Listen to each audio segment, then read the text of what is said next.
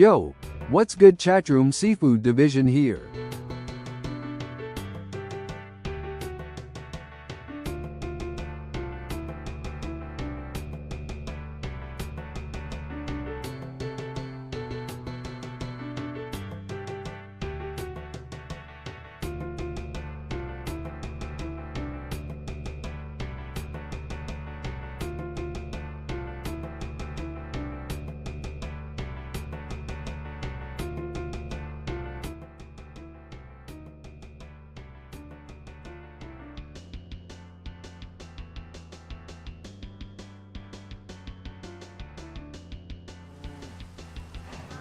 What's up, people? Welcome back.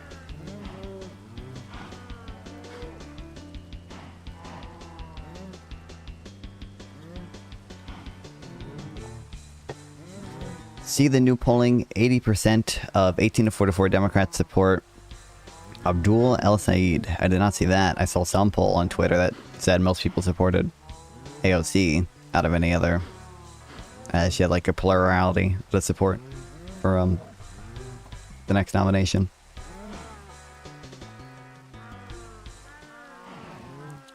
Nickel bars? Bro, I don't know. I'm guessing China.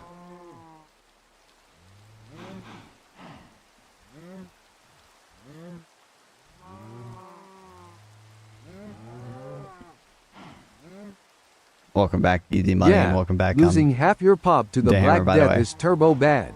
Your economy just got sent to the Shadow Realm. Patigliano surviving that with any taxes left is basically a miracle run. Whoa. What is this? Is this a real... This is not a real thing. What? Oh, what's up, Ryan? I was talking with Soul. I haven't finished watching. I'll finish it up by tomorrow.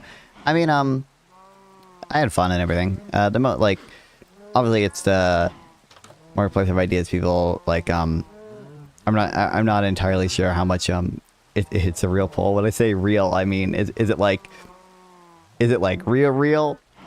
Like it's like not super low quality poll, or is it like real just in the sense that they did like in fact do it? Oh my god, Gary Stevenson's, I don't know, maybe. Oh boy. It's from Mitchell Research / MIRS. Okay. I don't recognize who they are. Oh, it does say it up here. I don't recognize who they are or anything. But it's not just like some internal stuff. Isn't he? Yeah, he's like he doesn't count. He's not a formal member of the squad, right? But he's like aligned with them, or that's what he kind of aspires to, is my understanding. Fuck it, Australia. They probably got nickel there. Apparently not that much. Japan. God damn it. Who the fuck would make nickel? I wouldn't think that we would. Okay, but apparently we do. We're number one. Alright, Germany. It's probably gonna be up there. Yeah. France, Austria, Italy. If I had guessed the US and Germany earlier, I could have gotten some of those because I would have continued with the European countries. How I became a manufacturing... Oh, I saw, why can't I... Why's my bypass paywalls thing not working? It removes, Oh, ooh. That's interesting. It removes a thing, but it doesn't actually give it a text. I saw, I think I just saw this posted on Twitter, too. Son seems to support him, so that might be a red flag. Anything that Son supports is probably silly nonsense. That's a decent, general heuristic. I agree. I don't know what that's about, but I recognize the title. Manufacturing needs to be a powerful economic escalator because it could employ large numbers of local workers while making limited demands on low-income countries' governance and infrastructure. The good news is that services may be able to deliver the productivity growth necessary to support a robust middle class. At gathering academics, policymakers at Harvard this month, a participant reminded me that I had published a column 15 years ago, The Manufacturing Imperative. I haven't actually, I haven't read a ton on specifically how much manufacturing matters for, like, a country's development compared to services. You ignore my messages, lol. How? I'm not ignoring your messages. You sent one, like, I've not read every single one. Isn't a licensed physician, and for all his years, since he has been seeking political office, he lied. I know nothing about that. As low IQ fan base thinks you aren't well read if you, yeah, call out how fucking dumb. Yeah, you haven't read the leftist literature, bro. I haven't read a ton specifically about how important manufacturing is to the developments of countries, because I have I'm familiar broadly that the sort of I talk about the hump-shaped path in manufacturing employment, right? The inverted U-shaped path, like as GDP per capita increases, countries tend to over time experience a rise in manufacturing share of employment, and then it peaks at some point and it continues going down. Basically, every developed country has followed this route. It's like a very broad trend across, you know, even countries that have trade surpluses, even countries that have trade surpluses specifically in manufacturing. And over time, we've seen that curve kind of shift down. So the peak in manufacturing share of employment has been like shifting down over time. It's something, the Behind the Curve book that, you know, I talk about a lot. I think the last few chapters are on that that topic, but I've not read those.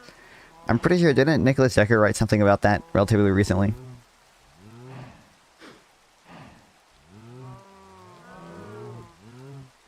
This, do developing countries still need to industrialize? Notice that I liked it and I did not fully read it.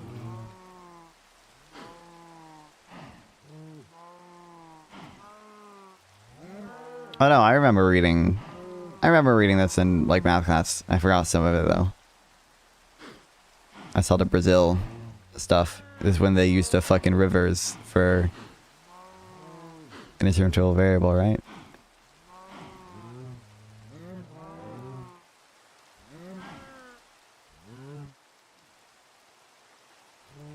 The identified variation here is the similarity of climate conditions across great distances. If research station is placed somewhere that has similar conditions, but 1,000 miles away, it seems very likely we're picking up the effect of R&D. Where they talk about the river. I'm bringing that up. I don't think I'm making that up, but I think it might not be in this blog post.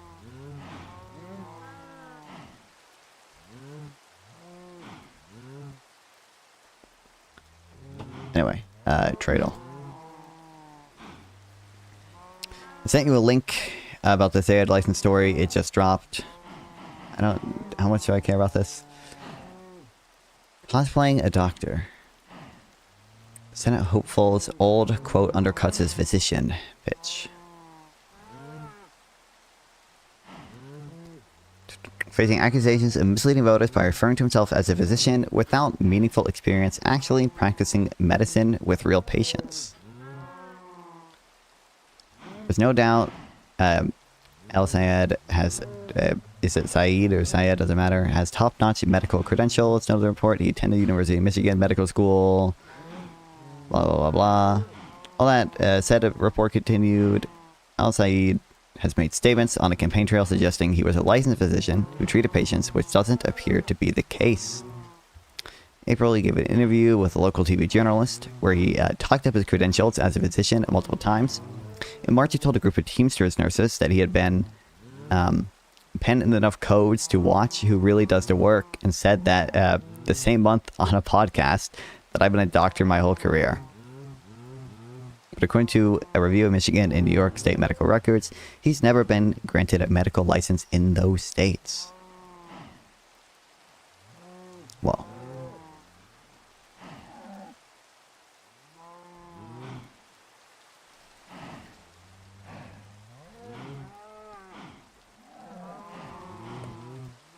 it's illegal to do that. I'm pretty sure it might be illegal to, like, claim you're a physician in order to, like, give people medical treatment or whatever. Like, I imagine, like, there's some fraud standard with that. I don't know if it's illegal to just lie about being a physician for the politics of it. I would doubt that that is illegal. But if you can link me something. Crew Petroleum. He gets a PhD, but not being a licensed... Yeah, I just read it, yes. 62 billion, and it's like all oil. I don't know, Saudi Arabia. Sound Space. What's up, Salsrama? Welcome back. True.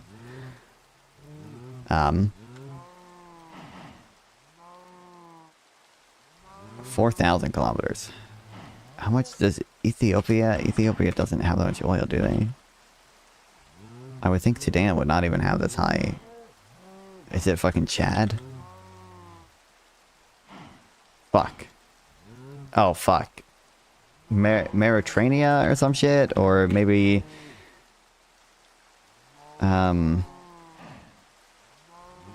Nigeria? I don't think it would be... It is Nigeria. I mean, I knew it was Nigeria.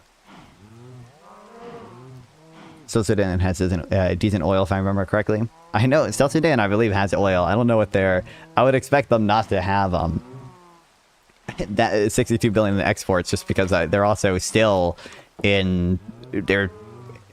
I don't know. There's still some type of civil war there, right? I don't know if it's... Yeah, there's still a Wikipedia article on it. Oh, wait, no, it says was a multi-sided civil war from 2013 to 2018.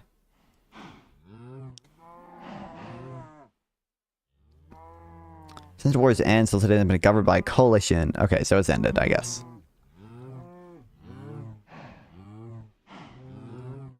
I thought it was still ongoing. You should watch the Crowder and Fuentes debate. I would rather kill myself. Maybe.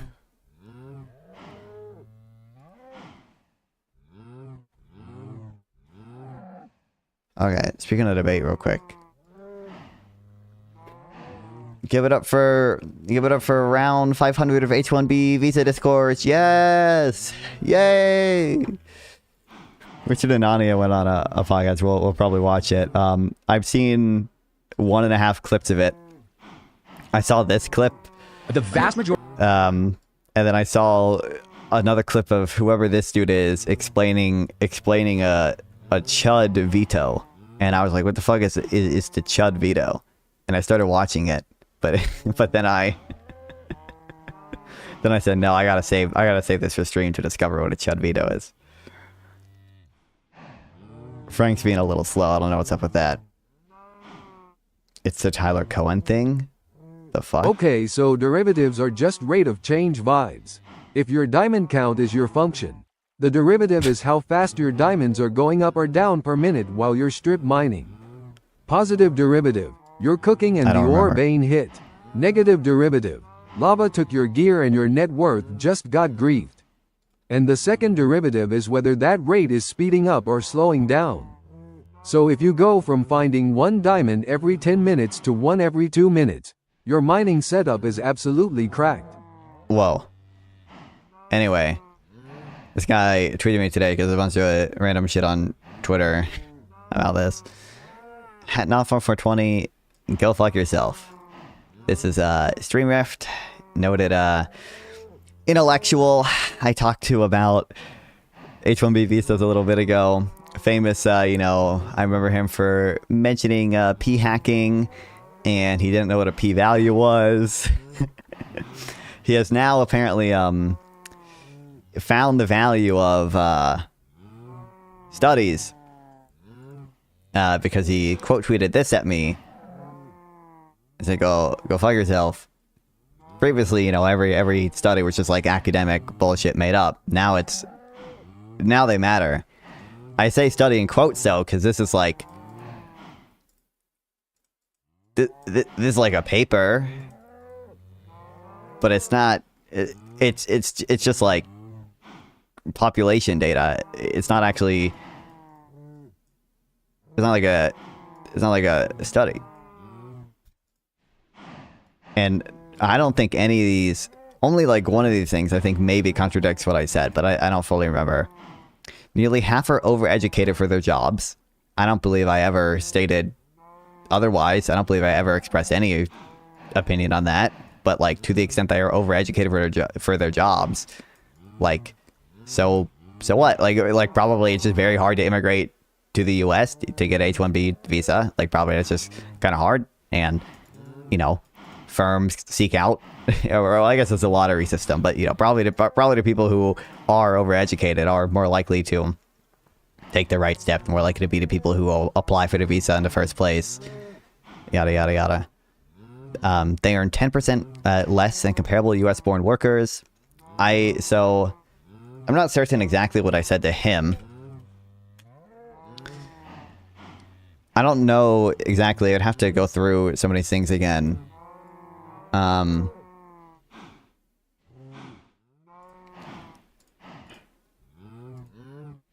Some of that is due to how they measure certain things. My understanding is it is pretty, like, if you look at it very narrowly and you try to like look at the most comparable jobs, it is fairly close how much they earn.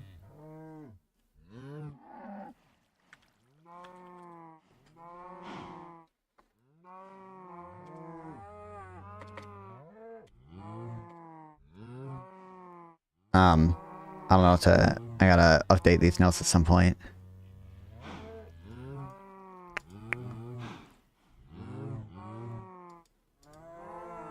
But to the extent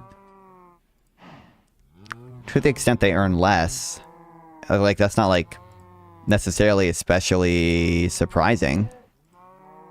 But I just don't know what that's supposed to, I just don't know exactly what that's supposed to prove, because I don't think just the fact that they earn less to comparable workers is like necessarily means that one, they're a net drain, right? Because obviously even if I accept that they were, one, paid less, two, that them being paid less means that like wages for comparable U.S. workers are going to be negatively affected. I don't think it makes it clear that they're a net drain, because they obviously they contribute to innovation, they contribute to companies being able to form and scale up and such, right? And I think, you know, a lot of the mechanisms there also mean that they probably don't like crowd out native-born tech employment that much, if at all. I think it's plausible that they actually lead to some net gain in native employment for even relatively comparable workers, because of the like agglomeration effects of, you know, a bunch of smart people all in one place and such.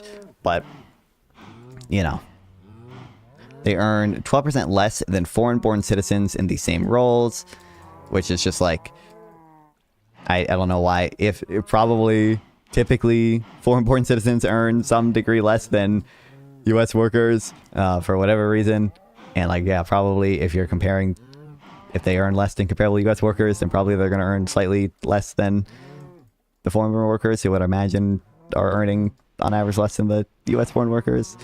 Temporary visa status isn't importing elite talent. I mean, like the H-1B is like, when you say elite talent, it's not necessarily the most elite talent in the world or whatever, right? Like, I think we have the O-1 visa or whatever for like the truly Albert Einstein people, but it's high skill immigration. I don't think that's disputable, right? You have to have a college degree. You have to be earning at least $60,000 or whatever.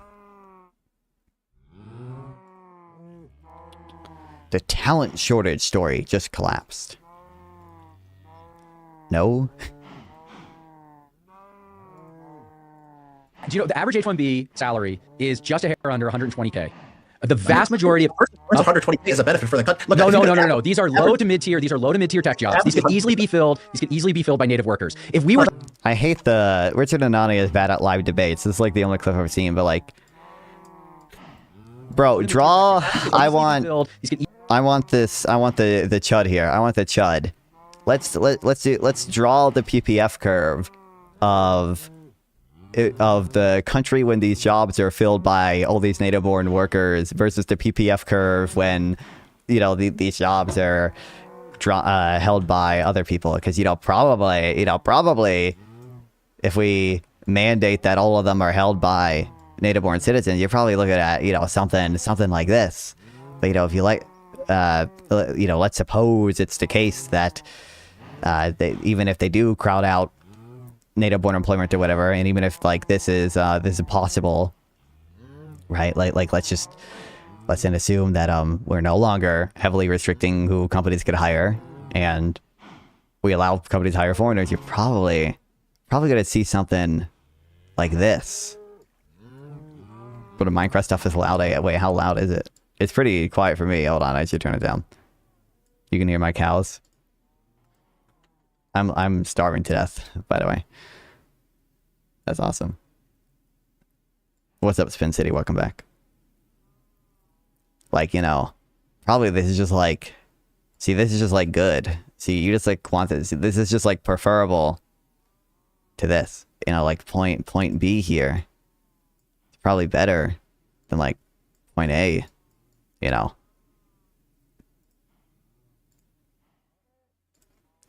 The next debate, you should just be teaching how retards how a PPF curve works. You play cash with like 200. That's what halfway debates are anyway, we bro. were talking about real, like, floor, 99 percentile. Yeah, sorry, floor of 250K, like, or top 0.1 percentile, which is how it's framed, which is how people like at the Cato Institute frame H-1Bs, that this is top 0.1%. That's True. Okay? Like, it's not. This is very much mid-tier, actually below. It's, again, I don't think it's disputable that, like, it's high skill immigration. Maybe there's some, I really don't know if there's a tendency to exaggerate like how unique or special they are or whatever, but like I don't think any reasonable definition of high skill immigration would exclude H-1B visa workers, and that's usually what people are referring to it as. Like, very much mid-tier, actually below pay. This is below market rates for these kinds of IT jobs. Places like Infosys, Cognizant, these are basic. They're just running these mills. They're doing this like low to mid-tier tech mill stuff with H-1Bs. These are not impressive employees. These are not. It's true there are problems with H-1B like mills who can kind of exploit. Who essentially can kind of exploit the system to get H-1Bs to people who like probably aren't technically worthy of H-1B. It's not clear to me that those immigrants themselves aren't a net benefit right now, but like, you know, it's the same thing. If there's a welfare program that has like 5% fraud rates in it, right? Like, I'm not going to say, oh, the entire welfare program is bad just because some amount of money is like, you know, being fraudulently paid out or whatever. You know, probably I'm capable of saying that program overall is a net benefit, and, you know, we should try to get rid of the fraud where it exists. And I think with the H-1B system, like, there's a very easy way to do it. Okay, instead of having it be a lottery system, just have it be like a ladder of highest wages. Just to, if we are giving 200,000 visas out every year, just like say the people to 200,000 highest salaries, let them in, right? Because probably you're not going to get many mills willing to pay people that much money, right? Like, that kind of that's not really how mills work, kind of contrary to their goal. People who we can't find here. I like low skilled immigration too. Look, when they clamped down on, I lived in Los Angeles when they sent the border patrol here, or ICE, and like it was hard to find gardeners, and you know, it was hard to find gardeners for a few days, and the cleaning lady for a few days. I had to go on Craigslist and scour for my lawnmower. Oh my God! And this is why we need the Chud veto. Okay, this is why the Chud veto exists. Okay, the Chuds, there were no Chuds around. The Chud veto, bro. The veto exists to tell you how absurd it is to make the statement that for a few days you had a hard time finding a gardener because of the crackdown on immigration in Los Angeles. That is absurd. Which, like, by the way, he's not even really Richard Hanania. Like, he was saying, you know, I imagine in response to the point about mills or whatever, I also support low-skill immigration. Here is like a cost of restricting low-skill immigration. Like, I don't think it's like that absurd or anything. You know, when we had people like working on our house, thanks for the 20 joules, the skill man. I appreciate it. Probably we don't. No way to know for sure or anything, but probably the timeline lines up for them not working at our house at the same time like ICE started doing raids in North Carolina. Oh, wait. Oh, they're raising tomato raid or something? What's up, Sarah? Welcome. Nothing doesn't love me anymore. He keeps ghosting my messages. Do I keep ghosting? I'm not. I don't mean to be mean to you, Sarah. Have I been ghosting you?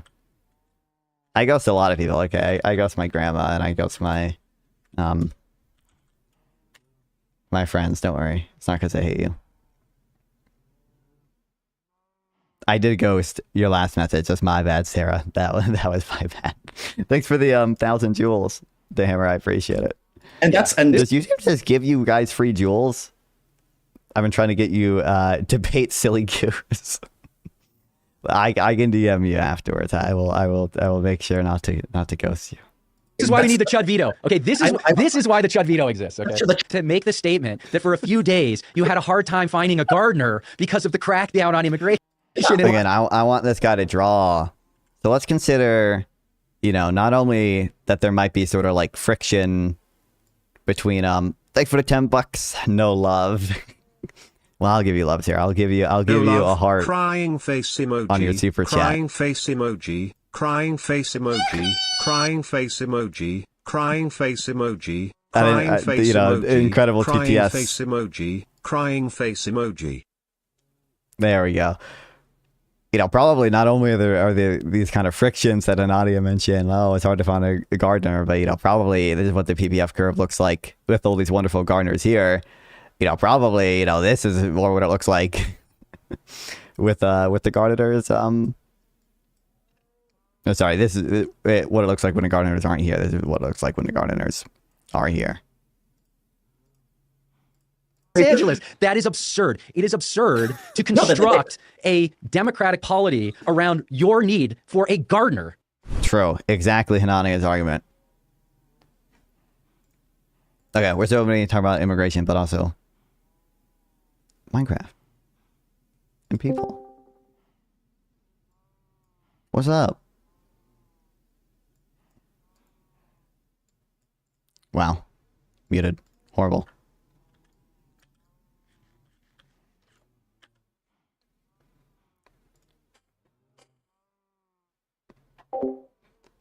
I feel like there was a thing in here.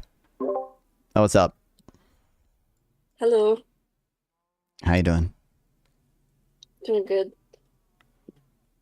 Why has it done that to me? There's a little me. Oh, are you watching a stream? You're looking at your icon.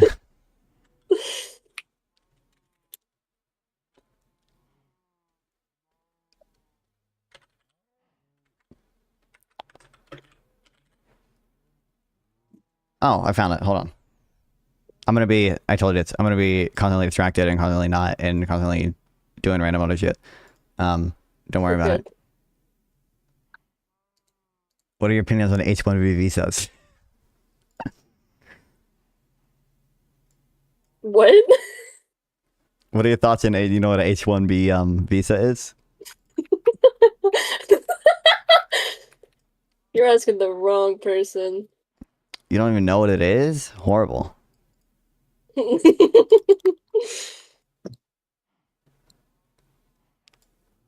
I'm not the right kind of person to bring in this stream.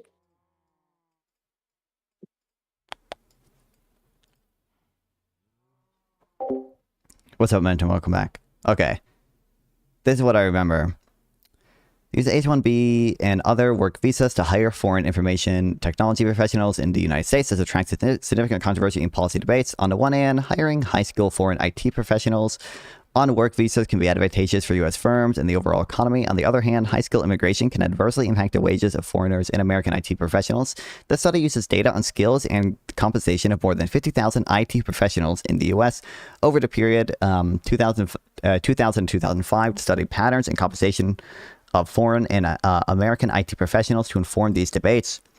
Contrary to the popular belief that foreign workers are cheap sources of labor for U.S. firms, we find that after controlling for their human capital attributes, foreign IT professionals, those without U.S. citizenship and those with H-1B or other work visas, earn a salary premium when compared with IT professionals with U.S. citizenship. The salary premiums for non-U.S. citizens and those on work visas fluctuate in response to supply shocks created by the annual caps on new H-1B visas. Setting lower and fully utilized annual caps resulted in higher salary premiums for non-U.S. citizens and those with work visas. We discuss implications of this study for crafting informed visa and immigration-related policies by the U.S. government, for staffing practices of firms, and for human capital investments by IT professionals. Whoa, whoa, whoa. Like, I'm not certain, they're like in a podcast or whatever, so I'm not certain we cited a source or whatever. But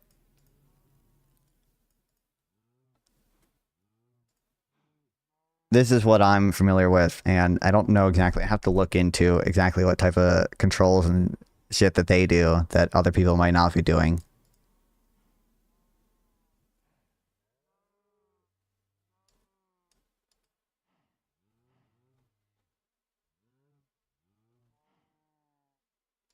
Positive green card holders will have salary premium compared to U.S. citizens.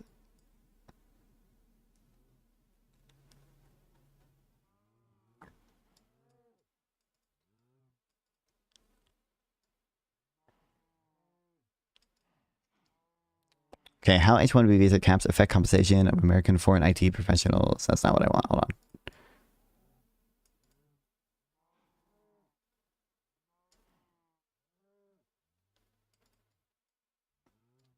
Firms are more likely to value their intangible human capital more than they value intangible human capital of U.S. citizens, IT professionals. I'd have to go through and read some of the stuff.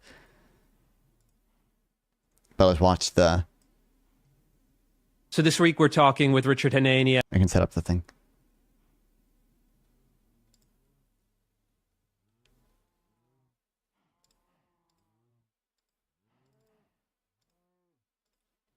Boom. Whoa. That's the guy. Talking to other guys. I have no clue. Who is this fucking dude, by the way? Do any of you guys know? I know nothing about him, but the way he seems like Groiper adjacent in the way he speaks. I'm not sure if that is the correct impression of him or not. You don't know Chris Rufo? Nope.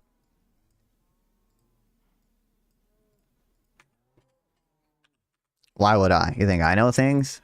Who, depending on who you ask, is either first to the case or last to the case on a number of issues. But I first got to know Richard when he wrote the book, The Origins of Woke, which is a very good analysis of how civil rights law was the structural underpinning to the woke movement.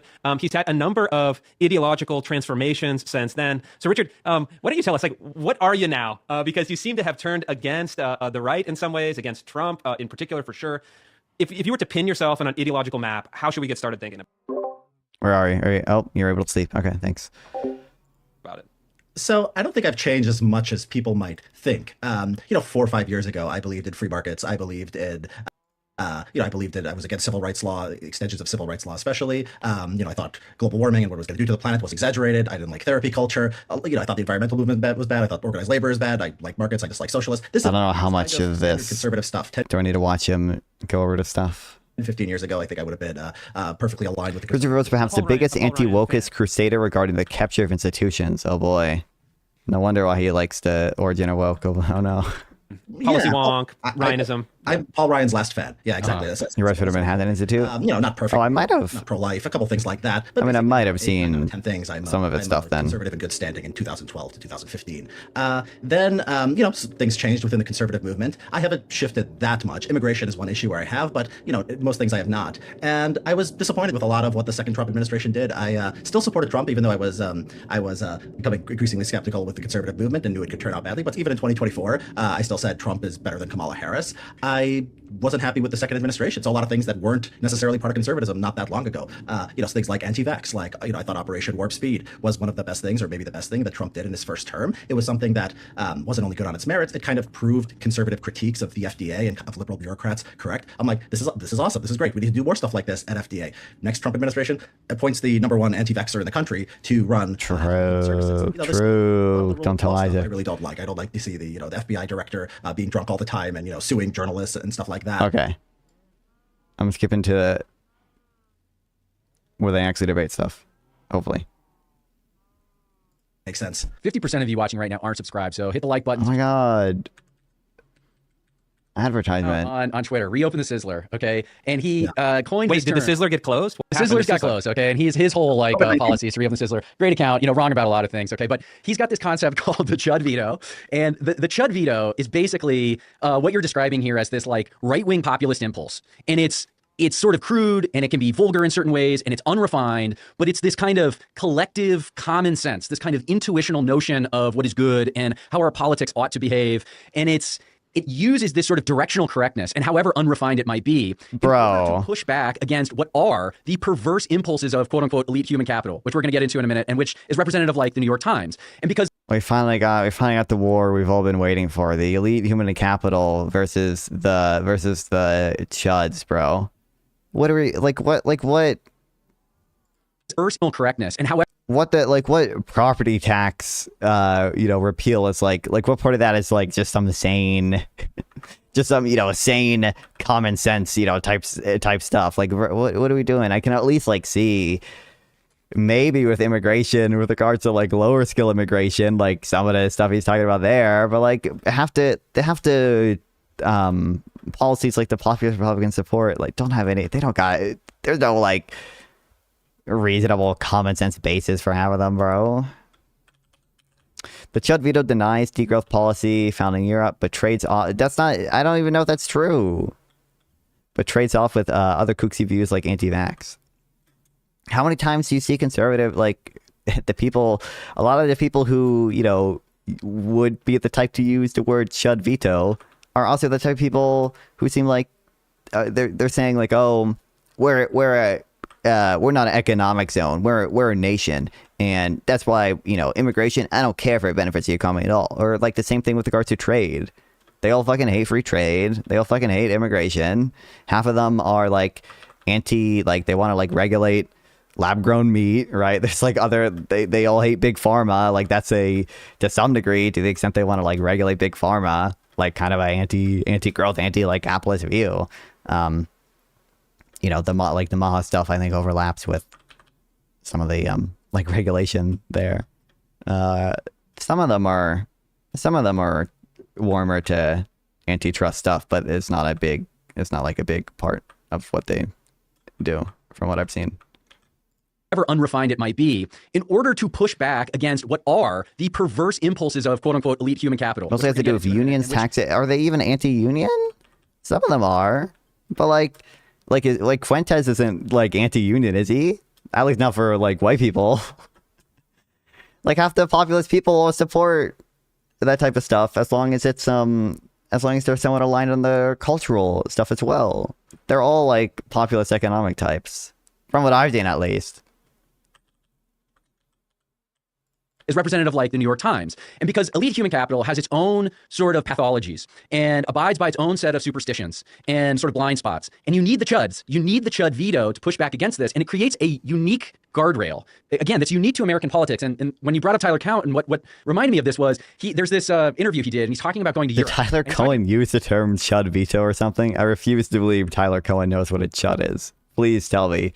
Please tell me Tyler Cohen has not said the word chud before. About how you're sitting across the table from this guy and everybody's so sophisticated and they all have interesting things to say about this topic and that topic, and they've all read the best books and they can talk to you about like the intricacies of Chinese porcelain, and they all know all the economic theories, but somehow with all of them ruling the EU in this sort of bureaucratic fashion, you end up with degrowth. Okay, you end up with a country that doesn't work. Wow. You end up with infrastructure that doesn't perform. You basically kill your life force of your civilization, okay, under the weight of this kind. That's because they didn't understand the economic models enough. Okay. I think there's like you said he's one of the big left-wing woke institutional capture guys or whatever. I think there's some degree of that, and I don't know exactly how common it is in Europe or whatever, but like probably there's some degree of that, and probably there's more room for like leftist academics or whatever that are like degrowth or whatever. But usually I think of degrowth as like more of a like populist thing that is less elite driven than like the more pro-growth stuff or whatever. I don't think of like degrowth policies as usually the stuff that's written by elite human capital. No, that's not his point when bringing up Cohen. What is the what's the reference to Cohen then? Do you think Destiny fans include any chud? I mean, yeah, I think technically chud originally also meant like right wing, right? Like it was like you're a right wing like loser dude online or whatever. But now it's just now everyone's a chud. You don't have to be right wing to do it. Not that, I mean, I'm sure there's some fans of Destiny who are like to some degree right wing still. Dems look at the state, a UK welfare state and immigration regime with envy. They're the one stymied by the Chud veto. So I'm not sure how many. I don't know. Maybe we have different perceptions of what counts as elite human capital. Some impact on like Biden's policy, but see, when I think of elite human capital, I think of that picture of the picture of Tyler Cohen and Brian Kaplan and Ezra Klein at dinner. That's what I think of. Offset was, maybe Ezra Klein is evil and woke and wants all that evil stuff. Austin is chastened by the Chud veto from the state legislator and governor. Oh, Austin, the city. I mean, that makes sense. This is why we need localism. What the hell? Of managerial stasis. And the Chud veto, okay, is this counteraction against that impulse of elite human capital. And there are maybe things that we don't like about it, okay? It can go too far in certain ways. And the correct, in my view, orientation here is a kind of dialectic. You need to have the Chud veto, coming into contact with elite human capital, and this creates the healthy dynamic synthesis of American life. And so you can't just dismiss or get rid of this impulse, okay, that you're articulating or describing here, Richard, and expect to still have American dynamism. Without it, you have the EU. Without it, you have Canada. Okay, that's the argument. Okay. I'm not sure is right. And I think, again, I don't know. The people who are like the Chud veto type people or whatever, I just feel like, or at least the people that use that phrasing, I just feel like are not the type of people who like actually care about economic growth. They like actually care about like any of the stuff about that. They all seem like populist slop people to me. Again, Fuentes, like I've talked to people. I've talked to like people who are like localists. Well, obviously like. He's not a groper or anything, but like give up infinite economic growth for his local society, right? Like I've talked to gropers before who would do the same thing. They all don't care. Okay, they half of the some people say a lot of times also, like some of the memes he did here. Life. The correct, in my view, orientation here is a kind of dialectic. You need to have the Chud veto, coming into contact with elite human capital, and this creates the healthy dynamic synthesis of American life. Like, we need to have, two strong parties, or we need to have, two strong factions or whatever fighting against each other so they moderate each other. And like, I think there's maybe some merit to the we should want, two parties that are kind of have some like competing moderating force on one another. But I also think the framework, Matt, like the type of thinking matters. Like I don't want to reward like brain dead zero sum like populist thinking. Like that's a concern I have. This is based off trauma true. But like that's a concern I have both for like some types of like progressive Democrats and for a lot of Republicans. Or like I don't want to reward like the conspiratorial thinking that like a ton of Republicans have, especially obviously the 2020 election is a big thing for them. But any of the stuff about the vaccine or just like both on the like the far left and the far right, like the like crazy conspiratorial stuff about Israel and AIPAC and all that shit. Like I don't want to reward the type of thinking. I don't think it's healthy to have the type of rhetoric, to have those types of people constantly saying like just insane shit like that. That has to factor in as well, at least to some degree. Richard. Okay. Yeah, there's a lot there that I think is right. And I think that I look at Europe, and I think if I was in Europe, I'd probably be voting for the populist parties, probably. I think Europe is broken. I agree with you on this stuff. Now, there's a midway between... Florida and Texas are booming because of the Chud veto, yet the Florida... What the fuck counts as a Chud veto in your view, bro? Chud veto cannot just mean any type of, like, right-wing-ish policy that has some amount of support. The way he was framing Chud veto made it sound like the populist impulses that are the common sense baseline, whatever he said, that's fighting against the evil elite human capital. Yet the Floridans, Surgeon General bans mRNA vaccines. These are the realities and trade-offs you must face with the Chud veto. Have you ever considered setting up and moderating a debate between our boy Seeker and hamsters? I mean, I have not thought about doing that. I don't know if they know each other at all. I don't know what they were talking about or anything. European bureaucrats and kind of what MAGA has become at this point. I think, honestly, I mean, we're all products of the times we grew up in. I look back at the Tea Party very fondly. I mean, I think you had kind of the correct balance. Yeah, you had a little bit of racism, like, okay, Obama was born in Kenya, but it wasn't like these just deranged people who were like openly genocidal, like having a major impact in the movement. The populism, the Chud veto was in a capitalist direction. Okay, we don't want, Obamacare, we don't want high taxes, stuff like that. It wasn't more like, a lot of the post-liberals and a lot of the right-wing populism today. So yeah, this is what I view the Chud veto. I think all the Chud veto stuff now seems like it's not in the capitalist direction. It seems like it is in the post-liberal populist direction. I don't know. Elite human capital favors strong unions.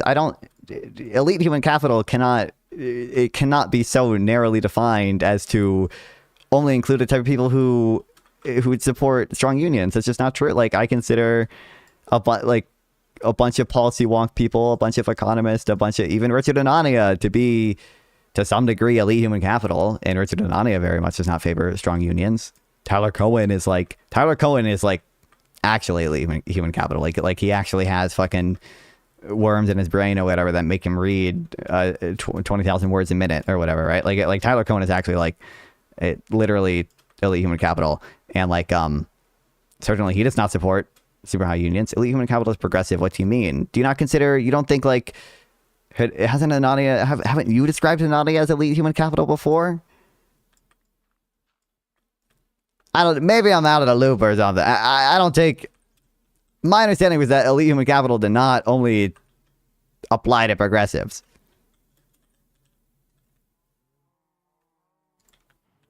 And I'm not even exceptions to the rules don't define it. What the fuck? I don't understand what elite human capital means to you then. Because either it would seem like your claim is amounting to smart people on average support unions. Or I don't even know what the other formulation would be with what you said. The reality is institution got captured by progressives because they are elite human capital. I think to some degree that's true, but I don't take I just don't take that to be. I don't understand what you mean by elite human capital. Can we get a general definition of elite human capital? I usually take it to mean people who are particularly smart or kind of wonky. And I'm not sure I would even tie it intrinsically to people who have any type of institutional or whatever power. Why not call it the retard veto? That's what I'm saying. Have you considered that the retards have a point and they're going off of their lived experience and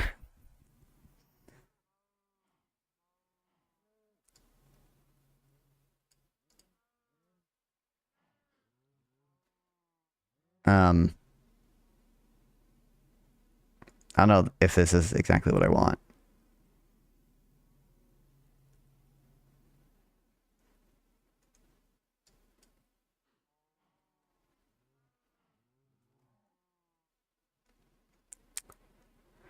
Probably noticed that over the last few years, I've been focused on the idea of the right as low human capital has become accompanied by increasing appreciation for the media and liberal institutions. That is so shocking to those who have been following my work that many seem to believe is all an elaborate troll. Feel compelled to write a book on elite human capital.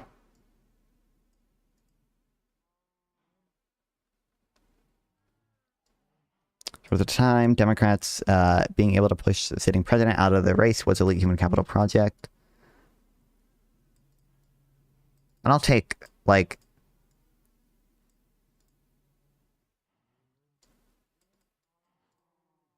you could make the argument, I probably agree with it, like, more elite human capital people on the left are, like, in power. That seems to be, but, like, even the way he's, like, stating these things or whatever, when he says, like, the right is low human capital or has, like, a growing problem of having, like, low human capital in it, like, he's not defining low human capital, like, by nature of them being right wing. It's just that he thinks it's an increasing issue that people, like, there are low human capital people, which is like an independent group of people, and more and more of them are like, or the right wing is trying to appeal to more and more of them. Like, these leftists, they're not socialist enough. I think that's kind of one of the main arguments of the post-liberals. I think Josh Hawley is like someone who is pro food stamps, is pro, is pro labor unions, pro a lot of things. He says a lot of dumb stuff. I totally agree. Yeah. Yeah. And, Vance to a lesser extent. And, I mean, you didn't have like these anti-vaxxers. You had freedom, right? It was like, there were some things that were good, but it wasn't like every crank, like we didn't believe science at all, or we didn't believe the media, or people didn't listen to their doctors. There was a moment where I think we had something close to the right balance. I think we've just gone too far. It's beyond the Chud veto. It's more like the Chuds are kind of, they're kind of leading the way, and, people are kind of following where they're going, and I don't think that's good. I think in some ways the Chuds end up, agreeing with the elite human capital, the liberals, the leftists. I think some things on like entitlement reform, right? Republicans have moved away from that in the last 12 years as they've come to rely on a more lower class base. So I think you're right. The Chud veto. I mean, there is something there. There is something to the idea that there is something healthy in American culture that pushes back against something that is kind of a disease of modernity. This kind of nanny state. Helen Edwards or somebody would say feminized, even though I don't like that kind of characterization. This kind of safetyism. Feminists out here. Special interests dominating government, this mass hysteria of things over, 1 week it's Black Lives Matter, one year it's Me Too. We need to think of ways to like push back against that. I just think we've gone way too far, and we're in a moment where it's like become like a big concern. It's actually affecting governance and how the country works. Well, what I would say to you, yeah, go ahead, Chris. Go ahead. No, go on. Okay, so what I would say to you is the reason that the sort of Chud veto or this kind of like populist energy has kind of run away, and like even there, Chud veto or the populist energy, I think clearly that implies much of the Chud veto is more populist, more anti-capitalist.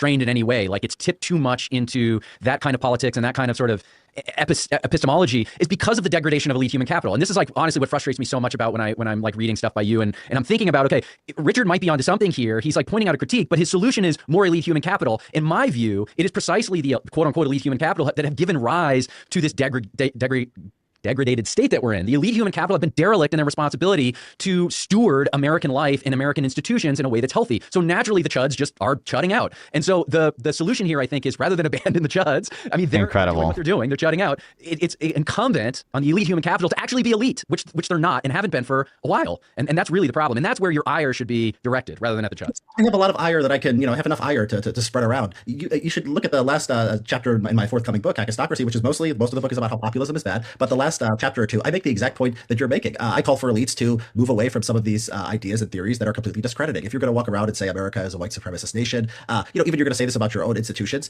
like who's going to listen to you, right? We're all a bunch of white supremacists who suppress people of color and benefit of a classist society. Now listen to us when we tell you that the election was free or fair. It doesn't work. There is a contradiction at the heart of this stuff. I think the environmentalist movement, which is more powerful in Europe than in here, is another problem. I mean, you look at some of the issues in Germany, and it's like the living standards of the average citizen are really, really bad because they went all in on this green stuff, even got rid of nuclear power. And yeah, of course, people are going to go for the AFD. It's immigration. I don't know. I was told that's just not I have in the living standard. One day I'll make the Notion page on that one, the living standards in America versus Europe. But I was told by Soy Pill that everyone in Germany was doing it was so great. He said, actually, I don't want to put words in Soy Pill's mouth. I think he did say the average person in Germany is doing. I think he asked me if I thought the average person in Germany had like a better standard of living than the average person in America. But I don't know if for sure. I think obviously he was implying that they did. I don't know for sure if he like said that himself. But I remember talking about that with him yesterday and going over the. I think I said that probably the bottom 20% do have a higher standard of living, but everyone else probably not. of regular people. So we're not in disagreement on this. I mean, I think, I criticize leftists all the time. I think that, am I striking the right balance every single moment? I don't know, but it's in my work. It's there. I agree with you. So I think a couple issues that I think are worth lingering on a little bit that you brought up a couple times. One is conspiracy theories. On this show, we've talked about conspiracy theories. We've talked about how some of these theories are deranging and damaging. Bottom put them to Germany are way poorer than you. I think they're way poorer, but I think they probably have like less. Well, actually, way poorer might depend on. It might depend on what. Here's the issue. Whenever I have to deal with other country stats, I just like the issue is I know like probably like the same kind of methodological debates that are just like fucking boring, and I don't want to say boring, but like just there's not like 100% clear answer on like things like income inequality in the US, because like a lot of what we call income inequality is like literally just like how do you treat Medicaid, how do you treat employer provided health insurance, how do you treat like in the US health insurance is a big deal because that's a non-insignificant portion of many people's like income. I just know whenever you look at other countries' stats, it's probably like the same type of like fucking stuff happening. So I would imagine that the bottom 20% in Germany get more in government transfers, and potentially certain metrics are excluding certain transfers from those people's income in Germany. But like I would guess, I don't know. I would guess that probably it's true they're poorer. Probably the actual individual consumption is lower still as well. But like probably their life is like just generally less stressful. Probably they get more support from the government, like as a percentage of their income at the very least. Probably there are many ways in which it's just like better for them.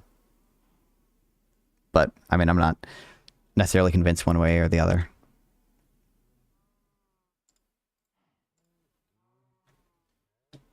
Having a successful political movement, the right should have institutions that, as you said, are oriented towards facts.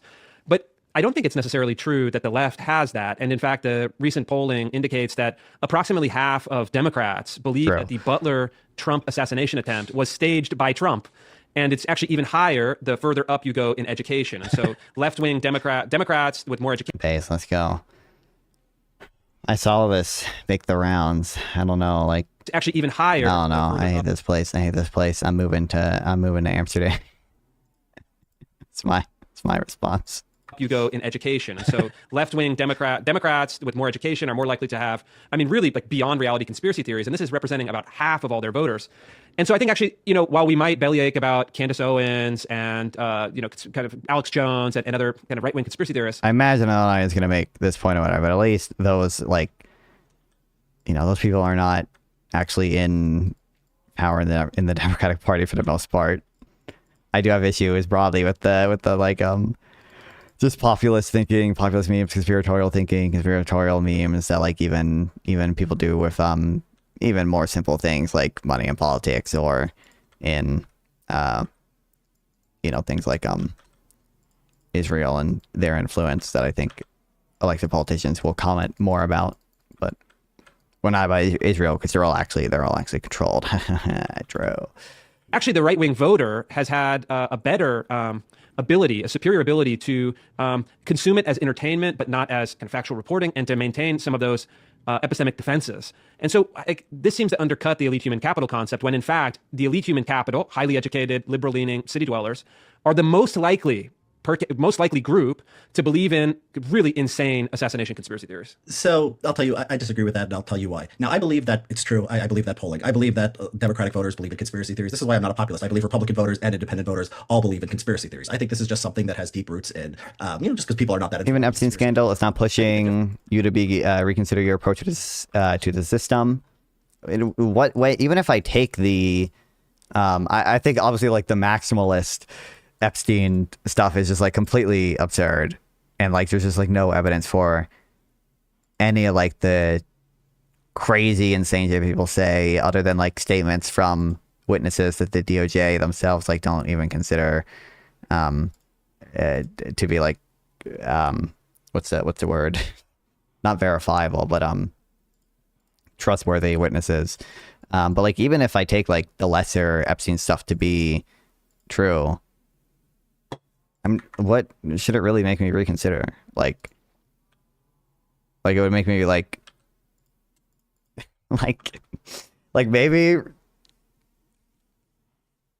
maybe to be more hostile to I don't know, our justice system for giving him a sweetheart deal,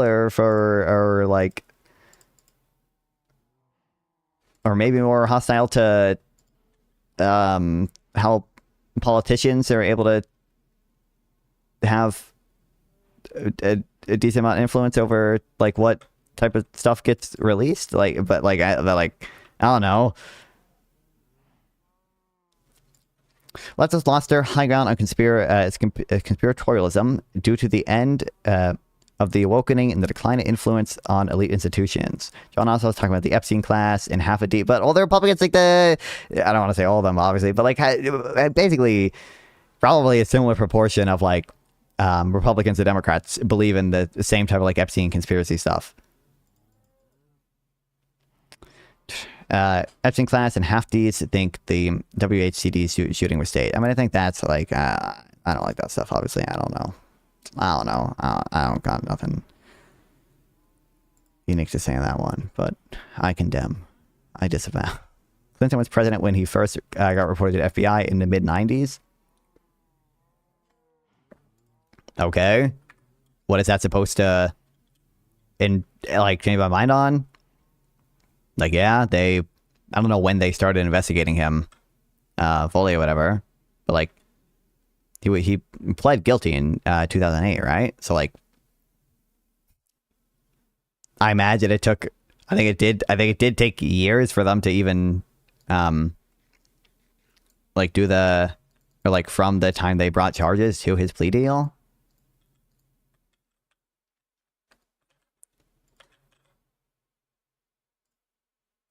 Difference here, though, is like it's kind of impressive that a lot of Democrats believe in these conspiracy theories, but at the same time, they're not getting it from their politicians. Like, tell me a big Democratic politician, some kind of leader, or like even like a big donor or something, who says, first investigated by police in 2005. Really, I thought it would be before that, but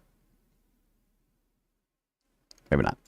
Conspiracy theories were held since 2006, when a financier first faced criminal charges related to sexual exploitation. So 2006 was when they had charges. 2005, they began investigating him. Butler was staged. Like, the people are going to be the people, but there is a class on the Democratic side that's a little bit more responsible. Now, let's look at the alternative, where on the Republican side, I mean, just look at Marjorie Taylor Greene, just to take an example at the top of my mind, a tweet about how they're manufacturing the viruses and then they're making the vaccines to like sell them to us and to get rich, right? This is just like normal with somebody like MTG, but there's like, 5 or 10 congressmen at this point. And they do a fucking lab grown. I don't know if any congressmen have done this, but lab grown meat stuff that I've seen pisses me off, bro. Bill Gates made the evil ticks that make you allergic to meat so that you'll buy his lab grown meat, which is also made of cancer and will give you cancer.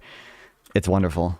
Who talk like this? My favorite. FBI ignored the mid-90s report. Maria Farmer. I've not done the full reading on it, whatever. I don't believe they ignored any of them, like straight up completely ignored any of anyone's like reports or whatever. But like most of the witnesses were just like found to not have been like credible, because they were just like saying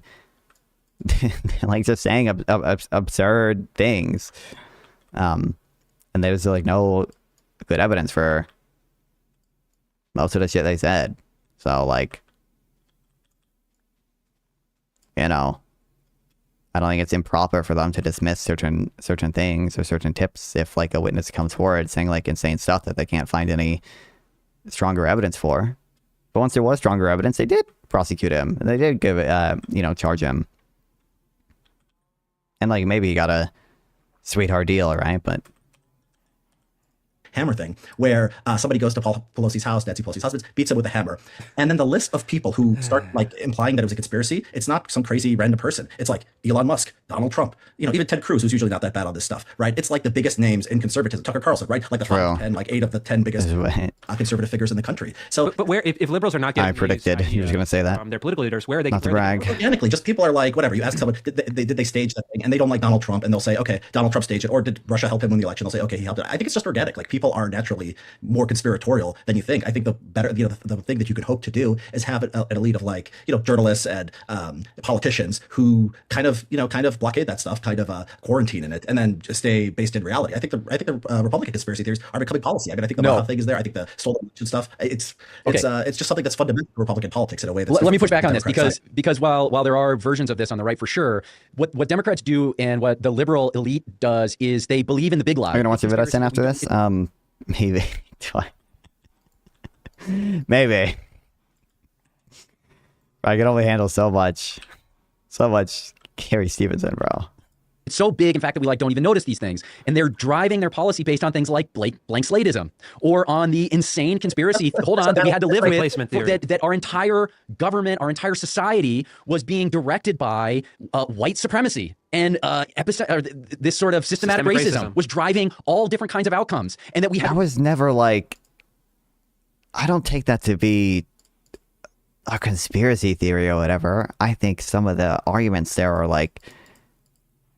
wrong, but I don't view it as the same kind of like to the extent it's a lie, the same kind of lie or like the same kind of conspiracy as like the stuff about the 2020 election, the stuff about even the like Butler assassination conspiracy or whatever that Democrats think was staged. Like there's clearly a difference in kind between the argument that certain events were like staged or completely fake or the election was stolen, and the claim that like systemic racism in America's past has led to, differences in group outcomes that are essentially solely due to the past systemic racism, right? Like there's clearly a difference in kind there.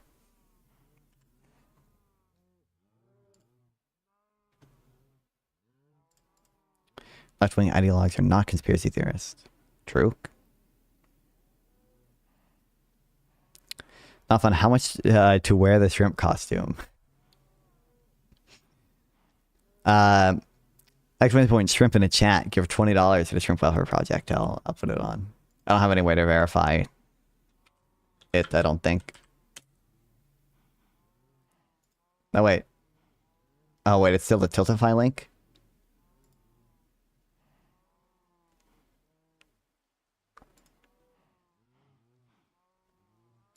That, if it works, will still verify. Yeah, but how many hours? I already missed an hour. I mean, I'm not sure. I tried to do it when you're in that panel. Oh wait, which panel? The one yesterday? But you didn't respond. Oh, my bad. Yeah, I was talking to people, obviously. I mean, I'll wear it for the rest of the stream. I don't know how much. That would go probably at least 3 more hours. What's up, Dylan? I don't understand how Butler could have been staged. I just don't understand how his ear. I just don't understand how did his ear heal so fast. It was. Listen, I never thought it was staged or anything, but I remember like the day it happened. There was that conspiracy or whatever that the bullet didn't actually hit him, but it was like glass from the teleprompter. I saw that and I thought like maybe that is the case. I was like that maybe that is true. But then pretty soon afterwards we were able to see that it was the bullet. But I wanted you to wear it during the panel. Yeah, my bad. If that link, if it still lets you, or I know it still lets you donate, but Tiltify is like, because the Shrimp Welfare Project is like a UK charity, there's just so many annoying, and Tiltify only works with like certain payment processors. It was just like not super reliable and annoying to use or whatever. So if you can get it to work, it'll like show up in streamer stuff, and you could have done it yesterday, and it would have told me, and I would have done it. But reorient our entire society to push back against these massive conspiracies that are totally unfalsifiable, infinitely malleable, okay, or misinformation, Russiagate. These things actually do drive policy on the left. They are put forward by their politicians and by their leadership. Was Russiagate what I don't view that as anywhere close to the same type of like conspiracy stuff of even the like what the conservatives say about Hunter Biden, right? Like I think some of the mainstream conservative lines about like Hunter Biden were more of a conspiracy than some of the like mainstream liberal stuff about Russiagate. Like correct me if I'm wrong, but like what was like the crazy conspiratorial implausible stuff that even fucking Rachel Maddow said about Russiagate? The claim was always back then, right, that Trump himself, or at least the Trump campaign, that like directly colluded with Russia to try to win a 2016 election, right? And I don't believe that was borne out. But based on the information we had at the time, I don't think it was crazy implausible. And there were some genuine issues there. Even though Trump himself may not have known everything, and not everyone in his campaign or anything had like direct contact with Russians, but you know. And again, it's the vibes. Oh, what's up, man? Okay, welcome back. If the vibe is right, then I believe the conspiracy. If the vibe isn't, it's fake news. Let's go, base. It's vibes all the way down. Many such by cases. Their intellectual leaders and is believed all the way down the chain. And actually, and Richard, the one thing that you're using as your prime example was RFK, who is unbanned a Democrat. and free. I mean, Let's you know, go. Well, I mean, but okay, but Richard, account for the big, but you know what I mean. Blank slateism, okay, on the left. That is like a prime belief among your elite human capital.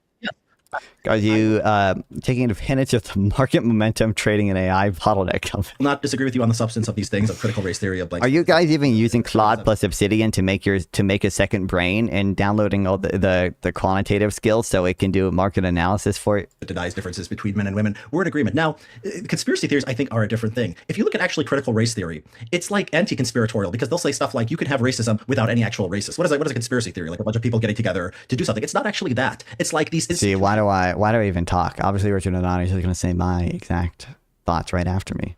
Like have been built in a way that suppresses black people. Now that's an idea. It's an idea that I disagree with, that I think is wrong. But it's different from, they're giving us diseases and then giving us the vaccines because they want to kill us. Or not really though. But because that was a still left-wing view. I mean, if yeah. you go back 10 years, the most anti-vax communities in the United States were like Sausalito, California, and Vashon Island, Washington State. And so during the Trump era, that's the point. They did, but this is kind of a recent phenomenon. It's relatively minor in the large scheme of things. This is a very minor point. And yet the left-wing conspiracy theories that Lomas is outlining have had a huge impact institutionally. And look, yes, did the right borrow a mistaken belief from the left on this particular question? Yes. Is it part of an electoral calculus where Trump said, hey, we're going to bring in RFK, that's going to get us our swing voters, that's going to get us disaffected Democrats? Is it worth it? Are Trump's grandkids probably vaccinated? Yes.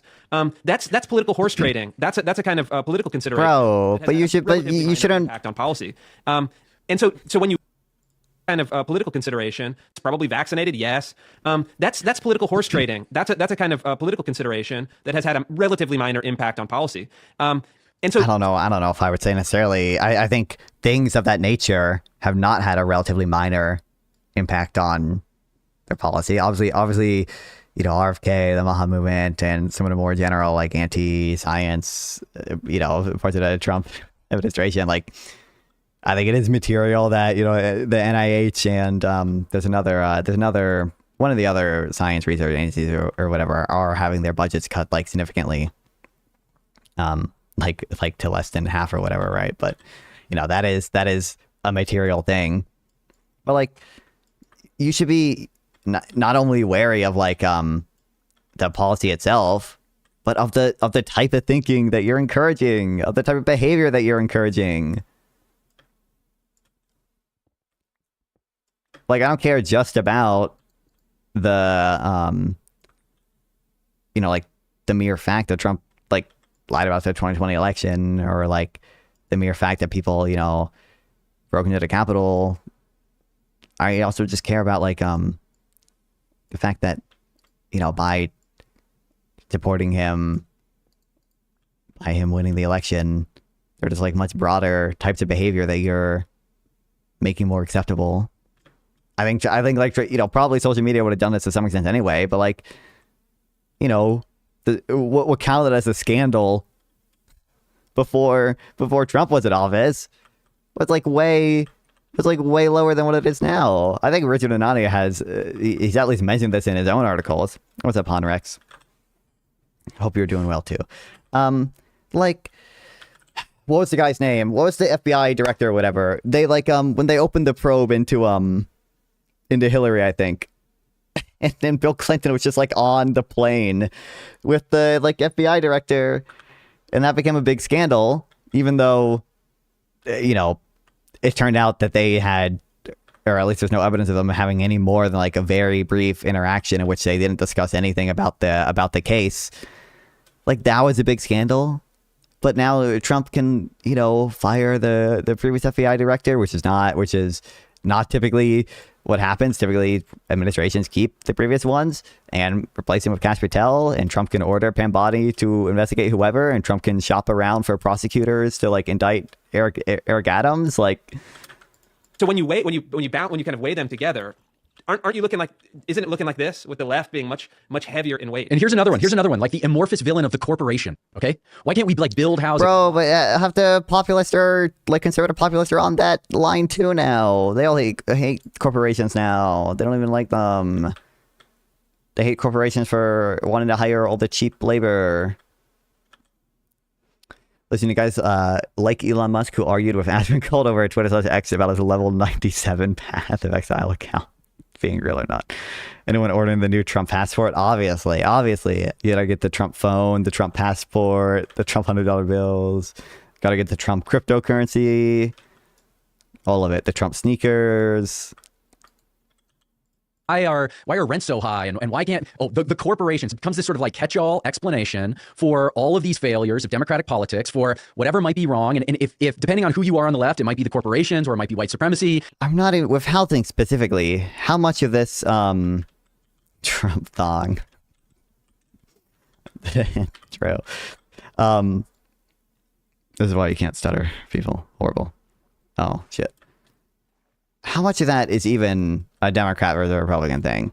There are other issues where I think the left is worse with regards to the type of conspiratorial thinking or whatever, like blaming unions blaming like corporations for certain things and supporting unions. But with housing, I bet it's probably not even that tied to partisan politics. I'm being killed by a skeleton right now, but then I can look it up. Although I don't know. Probably if I look up YIMBY versus NIMBY by political affiliation, I can find something, right?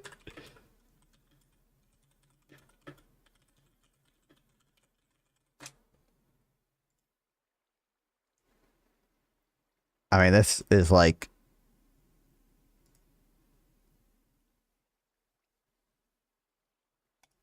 a little weird.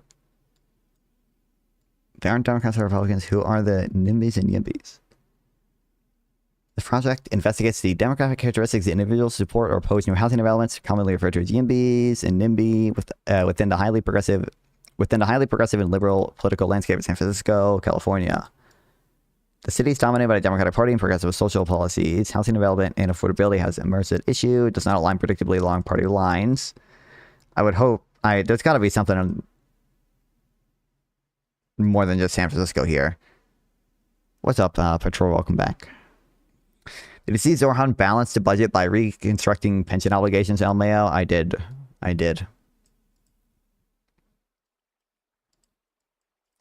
That's the true European way.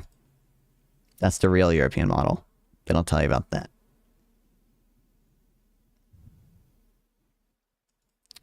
The direct observation of public comment during San Francisco Planning Commission hearings, the study analyzes who gives comment while recording demographics as age, property ownership, organization, affiliation, and proximity to developments.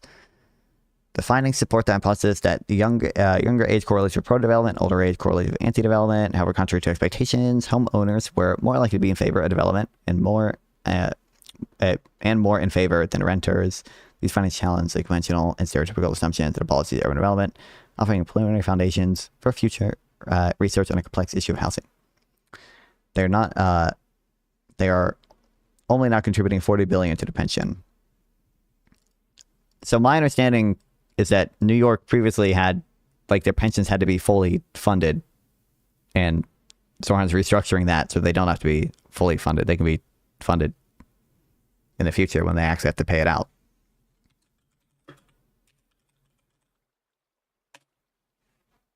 It's not on a Dem Soc or Soc Dem. I would not consider myself even a Soc Dem.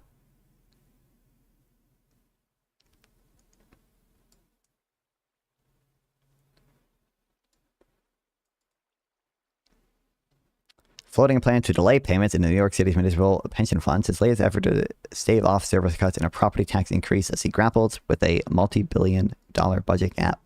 The plan with the mayor's team has presented the administration, Governor Kathy Hochul, considered city at least $1 billion upcoming fiscal year. What's up north?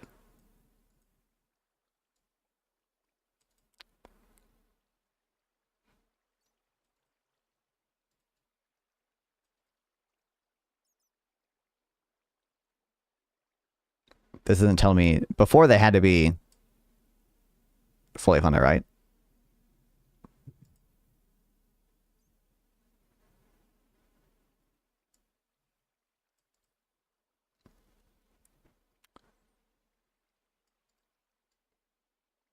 It might not have to be fully. It seems to imply that it wasn't fully funded. Talk to that local guy. Have you not talked to localists before? You've at least seen me talk to him before. You should know. You should know what you're getting into there. New York State Constitution prohibits reducing pension benefits. That means immortalization might offer some short-term relief, but the underlying obligations don't change. They keep growing. The city's pensions remain underfunded. A 2013 deal negotiated by then Mayor Mike Bloomberg upped contributions so that 5 municipal pensions could meet their long-term obligations by 2032. Dominic said a hand would derail the progress that has been made.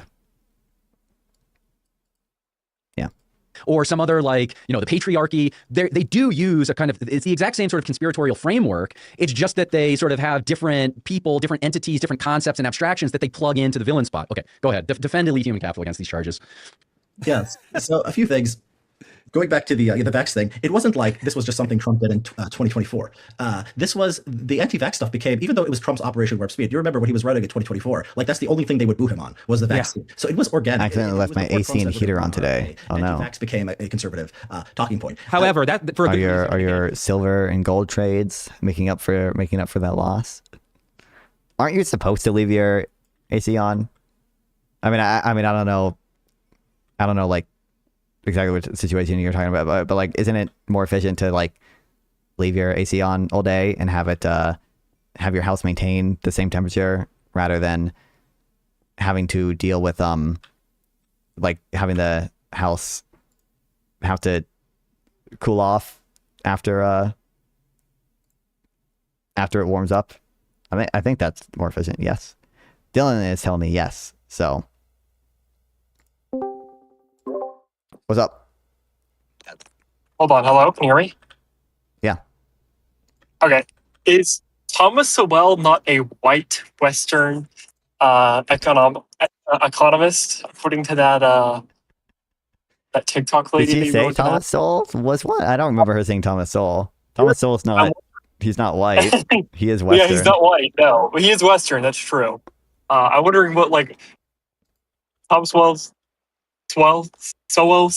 I think it's Sowell. It is his perspective. Does it not matter because he's like Western, but not? Yeah, he's been indoctrinated by the Western, views, obviously. Yeah. So he's like honorary, Aryan white man apparently. Exactly. Doesn't have like the diverse perspective. He also, he used to be a Marxist too. At least that's his story. I mean, I think it was documented as a lot of. I feel like economists that used to be communists or like socialists. Like I think Hayek was. I don't know how many. I don't know. At least he claims he was. As well. Maybe some of the older, more famous ones or whatever. Not the modern ones. I don't think, but. Probably there's a decent number of people who used to be like more progressive or whatever before they did economics, but So for the last 1.5 hours, I have been in VC1 in the marketplace of ideas, Mhm. chatting with Red or vocalist or whatever you want to call it, about his conversation with you. And Jesus Christ, that was extremely miserable. You only talked about my conversation, like. Well, when he joined the VC, yeah, that's when we talked about. Because he brought it up. He said that you were being bad faith, and then that kind of like got us all onto that thing. Oh, wait, in the most recent conversation, he thinks I was being bad faith. And he's saying in general, but he also brought up the most recent conversation. Okay, Like, I don't think I'm. The problem is that this like, so I didn't even watch the conversation, right? Mm-hmm. So like I'm asking him, well, what is like a way that non-fun just like didn't address your point? It was like acting in bad faith, and he could not articulate like a single point. Mm-hmm. Like I don't think he even like remembers like you or him. He said like during that entire conversation, like it was wild. There were certain certain things. I mean, I think I addressed everything that was relevant and stuff or whatever. But like, if you watch the most recent one, I think you'll see he couldn't even like really. He just like wasn't tracking what I was saying. And Localist does this quite a bit sometimes, where he'll like if he won't quite track what I'm saying or whatever. And because I am like trying to get him back on track or like trying to focus on one specific point, he'll either say like, oh, Nafan just has like a dialogue tree. He's just going down the dialogue tree. He's trying to force me to say yes or no based on his dialogue tree or whatever, which is, you know, I don't know if he unironically believes that I have a dialogue tree written down. He told me he did, but I think he might have been. I think he was probably joking about that. I don't know for sure though. He was not joking about that. I don't think this was brought up multiple times but then, in our conversation. Oftentimes, he'll just go back to like repeating his broad claim or whatever, and just saying, "Well, you haven't addressed this or whatever." But like, so in the most recent conversation, the original question he was asked was something along the lines of, like, do you think Democrats campaigning on something close to his views or whatever, like on state rights or whatever, would be like good for them electorally? And he was like, you know, people like these things or whatever. And like, I pressed him on basically two things. I said, one, that like in his own view, he just told me that like his ideas are like not going to succeed without some type of like crazy shit happening, because like, for example, welfare programs are like just too popular, and he's big on like, oh, these are like Social Security or whatever, like create dependence on them, so like no one is ever going to vote against Social Security because they're dependent on it existing, right? He had said that to me before, so like to the extent he thinks that, I don't know why he would believe that it would benefit Democrats electorally to run on anything approximating his views on those issues, that like the federal government shouldn't have any of those programs. And I also pressed him on, I said like one of the, a lot of Democrats probably don't support close to what he wants with like a interstate compact for healthcare, which is probably just totally unworkable. But one of my points of evidence for that or whatever was like, if you think of like one of the main criticisms of like a lot of Democratic policies, or like a lot of more liberal policies in general, is that they are like too paternalistic, right? Is that they are forcing people to, you know, do things like save money for retirement, or they are forcing people in red states to allow abortion or whatever. Like, it's too paternalistic. It's forcing too many things on too many people. I was using that as like evidence for the fact that like liberals clearly generally support much of this like paternalistic type policies or whatever. But he just, I don't think couldn't grasp what I was using that as evidence for. And he just kept repeating though, but like people criticize it. They don't like it. Yeah, people criticize it. It was frustrating. I don't think he couldn't track what I was saying. Also, I hate to break it to you, Carson, but I'm mining right now. I do not have a bed with me. I should have brought a bed with me, and I'm also way too far away from my home to get there in a reasonable time. Low-key, like, I was just laying in the bed and zoned out and looked over at the stream and I was like, wait a second. Yeah, base valid. Where is it, North? Thank you.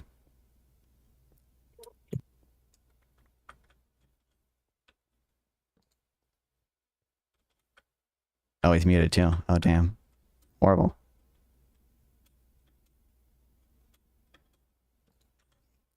I'm sorry. Shoe video Sorry, dropped? I'm DoorDashing while I'm have a good day. I'm DoorDashing while I'm talking to you, so it makes things slightly difficult. Yeah, typically, definitely.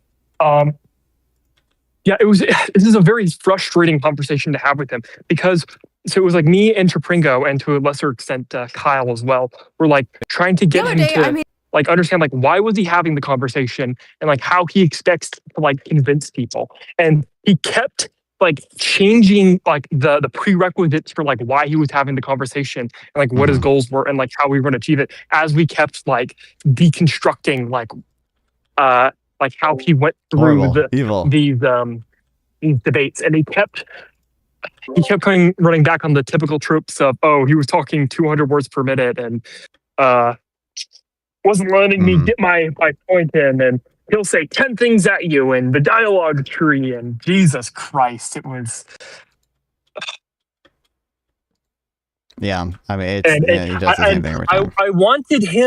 I really wanted him to like talk about what were like some of the substantial disagreements that like you were being bad faith on. He just couldn't say anything. Yeah, because I just think he doesn't like getting like backed into corners, or he doesn't like actually want to follow or like go through claims like linearly. He just wants to repeat himself 50 times. So, I know that's kind of what he does, kind of what he says. To some extent, the thing was like he just not even like repeatedly playing 50 times. He just wants you to agree with him. Yeah. Yeah. And it isn't, I don't have a dialogue tree written down, believe it or not, okay? Believe it or not, I don't have a Notion page for the localist dialogue tree or whatever. I still don't think it is really a dialogue tree, but like, to the fun fact I'm allergic to shrimp, that's hella based. Let's go. But what do you mean? Because eating shrimp is like so evil, so it's based. I'm going to go to what are they called? The Wild Wings. They get the infinite appetizers and oh my god, order bucket loads of shrimp, like as many shrimp as I can. I will offset any shrimp ever saved by this person being. You'd have to. I've saved so many shrimp though, so you can't offset me. So you underestimate my American obese diet. I've saved like 8 million. I'm allergic to shellfish, so I used to eat shrimp. You know what I need to do? I should what about the shrimp welfare project? But like the shrimp get worse quality of life project, where like every dollar you donate like offsets the shrimp welfare project. Horrible. I'm gonna start donating to long-termist shrimp charities that in the long run, 300 years from now, when there are even more shrimp, are going to save a bajillion, quadrillion amount of shrimp from painful deaths per dollar spent. That's what I'm going to do. All I can think of is that one shrimp that's just, my sister? I have no clue what the fuck. I have literally zero clue what that is in reference to. Hold on.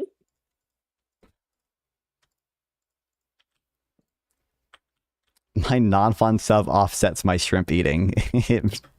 Depending on how many shrimp you eat, maybe. I think this, I don't know how much a YouTube member actually gives me. I think they take the 45% cut still.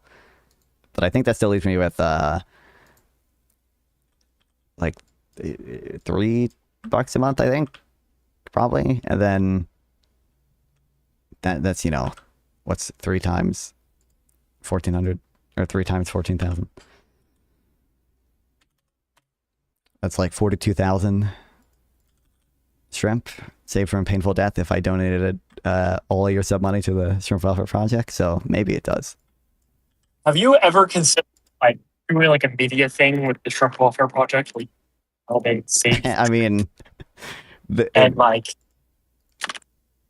I don't know what the media thing exactly would be. I know their social media director. She we've emailed a bit before the last when I did the Shrimp Welfare Subathon. So It's like, where is all of this money coming from? Like, half of our donations are coming from this random kid in South Carolina. I'm in North or North Carolina. Carolina. Excuse me. Yeah, sorry, I'm in North Better Carolina. Yeah, but you're in there's like better. True. The Shrimp Welfare Project and FarmKind. FarmKind is like a charity that essentially they are like a fund that donates to a bunch of different like animal charities, including the Shrimp Welfare Project. Like FarmKind, I think every year for the past 2 years has done a International Shrimp Week where they get a bunch of bloggers, like Substack bloggers, to cooperate to write pieces about shrimp, and they have FarmKind has like a whole website dedicated to it, and they have like a leaderboard of of like which blogger has gotten the most people to donate to the Shrimp Welfare Project. So are you on the leaderboard? I just want to know. No, because I'm not I haven't done that because I'm not they might actually, I mean, they probably might let me in if I really want to, but yeah, I'm not on that leaderboard or anything. I'm not even close to the like to the top of that based on how much money I raised last year. But I have talked to the FarmKind people before. They said they would make a website for my thing too, but I don't know for certain if it can do what I need it to do yet.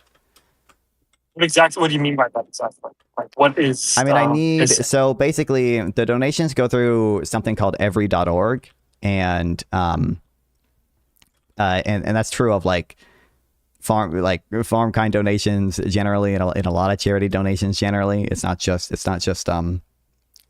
specific website they have for the bloggers and stuff or whatever.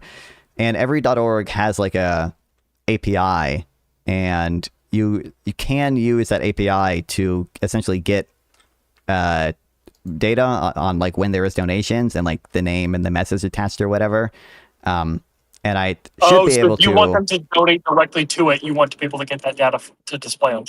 Yeah, exactly. And I for sure there is a way to do it with every.org's like API. I'm not certain though how it works with integrated it within FarmKind's website. I think there still should be a way to get it to work, but I'm not certain it would be as easy as just like using an every.org link directly. So is there no way to create like not really a middleman, but like a input port where you don't even need their API, you like create your own API, so it goes through you, then it goes into them? Or would that I don't know what the like commission and all that? Yeah, I don't know what I think it would be just as easy to use the API as to do that, but me and Claude Code and some a Darko who is he's a programmer or whatever, we'll figure it out one day. True.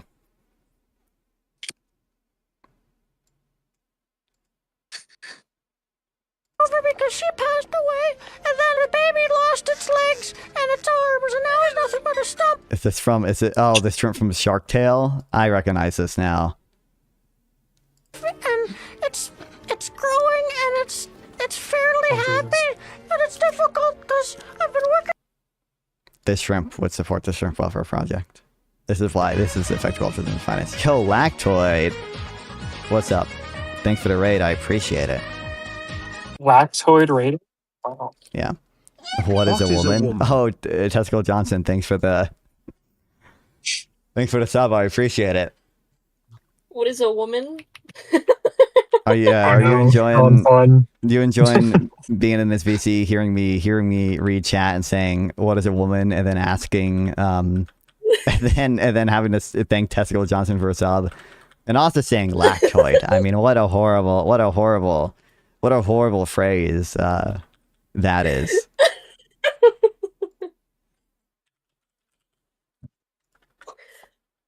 No comment. Isn't that like the way that conservatives usually get won over on liberals? Is if you don't answer the question, it makes you look evasive, and thus, yada yada yada. It's bad Yeah, optically. well, I think it's either like it's some ultra woke person who like has a dumb answer or whatever, and if you're Charlie Kirk, you can epically own the liberal blue hair student, or it's some politician that like doesn't want to answer the question and they look a little stupid. That's typically one of those two things will happen, and then it's literally just like free PR for the conservative side. What day is? What this mean for real? Hashtag what Actually, that I was mean. awake discussing Woman, What Are They? Yeah, I saw he was debating Hunter on it, right? I didn't watch it or anything. I don't know if I will watch it. But I saw that was what they were discussing. My goal is to put enough conservatives in your audience that you become audience captured and have no choice. I'm audience captured by people more neoliberal than me already. Okay, it already happens. All right. No, the center right is taking over non-con stream. That's what's happening. Apparently, remigration is a motivating factor of the modern day GOP. Envy of the successful by downwardly mobile. Envy of the successful by downwardly mobile. It's a motivating factor of Democrats. You have to pick your poison. I don't know. I don't think either party can be construed so broadly. I think and I've said, well, because they're talking about this in the video that we're slowly watching. Obviously, I think there is just a lot of, and you've seen me debate about this plenty of times. Easy money. It's just like a ton of brain rot, slop, capitalism evil, corporations evil, yada yada yada from the left. That is just billionaires unbelievably horrible evil. Okay, but billionaires are evil because they don't donate enough to the shrimp welfare project. But there is a lot of that stuff that I think is an issue. But hashtag not all Democrats. Let's go. Vote for Buttigieg. He's a centrist. He's not even. Is he even a centrist anymore, bro? Buttigieg, was he ever a centrist? He was in 2020 the more centrist-y dude. I'm not even joking. The only real policy that I know about Pete Buttigieg is his famous AR-15 soundbite. I know him just for in 2020 it was more centrist-y in that he was Medicare for all who want it. Not Medicare for all. He just supported a public option instead of a full-scale single-payer system. Oh shit, I'm gonna die. Oh shit, it's over for me. And it's so over. I'm never. I want everyone to spam non-fun L in chat right now. Don't do that. Oh. But yeah, he was, in my understanding, understood to be the more centrist person compared to at least Bernie and Warren and such. Maybe not necessarily more centrist than Biden. Is that really? That's the comparison you give? It's Warren those were the competing factions, right? But I'm not sure if he was more. If it would be fair to consider him more centrist than Biden during that time, at least. And also, have you considered billionaires are better than us? Listen, I think there are billionaires are better than us insofar as a lot of them do donate a ton of money to effective charities. Okay, I love my Bill Gates donating to the malaria foundations and such. I'm just saying they should donate. They should donate even more. But see, if there's me and Bill Gates in a room with a gun, okay, and one of us has to die. I mean, it should be, it should be me, right? Bill Gates, is just going to save a lot more lives by his charity than I will. But also I do think billionaires are largely people who did contribute significantly to some type of consumer good or some type of service that helps other firms, and they save at a very high rate, and that probably has a bunch of positive spillovers that are good overall. they should just donate more.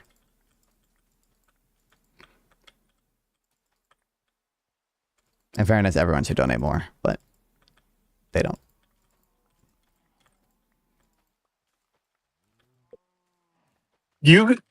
A common argument of the anti-billionaire people is that like, oh, the wealth is static and it's not like being introduced into the economy, and that's causing things to be like slower than they would be if you just taxed it all. Is there any actual studies that would like suggest that if it was like liquid instead of it being held in stock, that the economy would actually be doing better with like billionaire wealth? So if you just look at like, so this is not super great evidence, but if you just look at like cross-country correlations or like correlations across times or regions within countries and such, if you just look at like a raw correlation, there's like either a 0 to a slightly negative effect of like inequality on growth. And now that's just like, you know, that is just a correlation. You can see how there might be causal mechanisms in either direction, but it's not like well identified evidence. There are a lot of issues with, you know, I would say reverse causality or sample bias or whatever that could be affecting those types of things. But so there doesn't seem to be like, but I think that's some type of reality check of just like, you know, based on that, there doesn't seem to be like any like overwhelming negative effect of income inequality or wealth inequality on growth.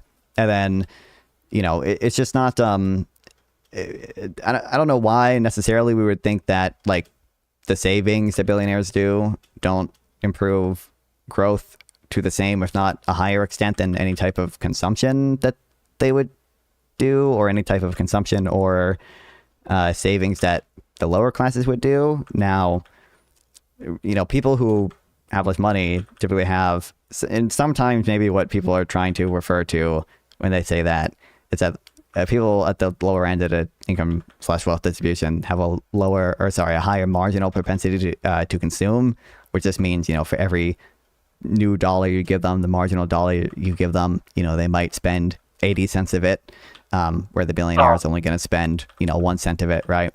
And there can be cases in which, like, you know, maybe we're in a paradox of thrift type situation where we want to redistribute such that people, you know, we essentially try to stimulate demand by doing that. But you know, I don't think we live in a permanent paradox of thrift economy. And to the extent that the paradox of thrift does arise, you can probably solve it in some ways through like just monetary injections that a central bank handles, and through to some degree fiscal stimulus that, if we do it, should probably be financed progressively, but doesn't necessarily need to target billionaires specifically. You can do, you know, broader taxes for that.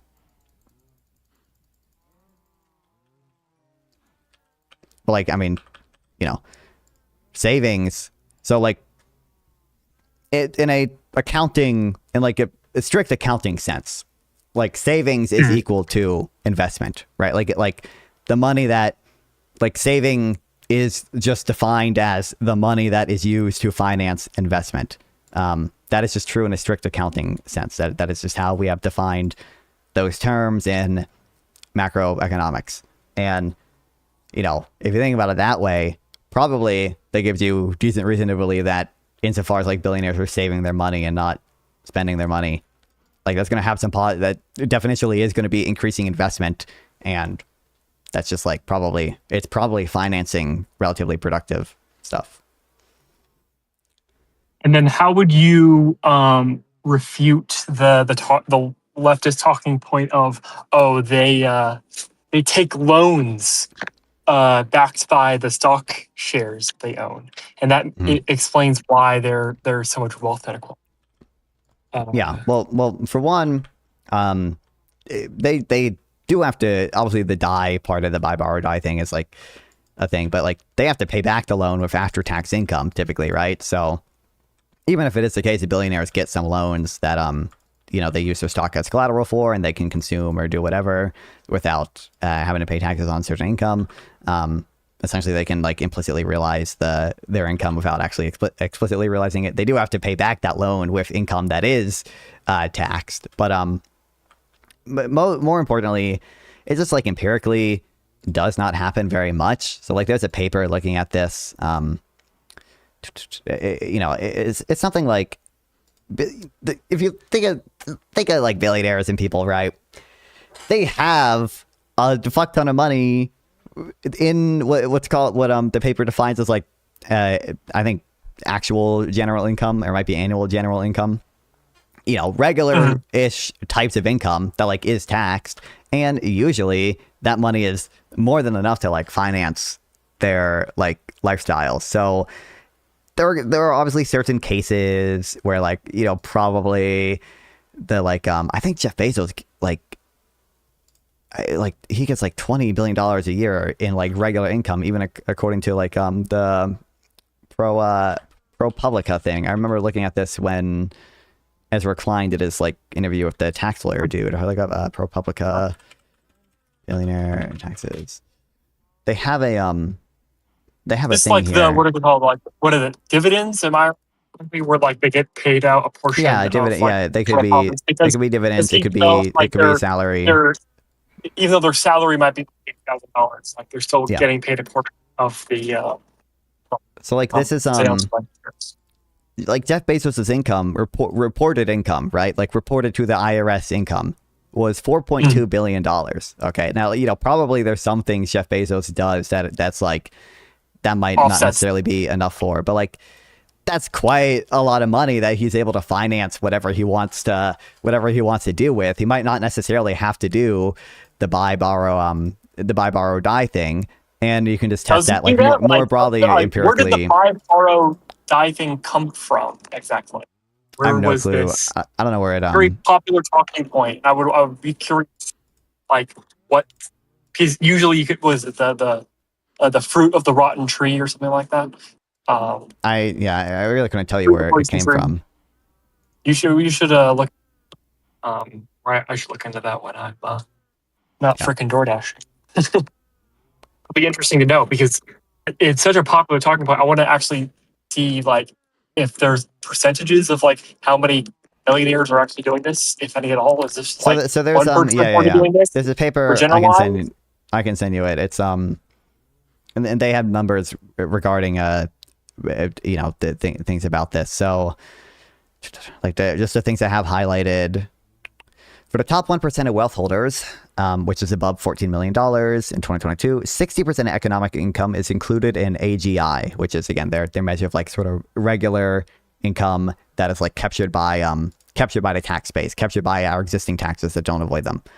Over 2004 to 2022, this is true despite large estimated increases in their unrealized gains each year. Among the top 0.1% of wealth holders, the tax base captured roughly half of economic income in the 2004 to 2022 period. Adjusting for inflation limits realized and unrealized gains to the real increase in purchasing power they embody, producing a tax share of 71% for the top 1%. Adjusting for the benefits of step-up basis at death and deferring realizations produces a tax share of 59%, which you might know already, but the step-up basis is basically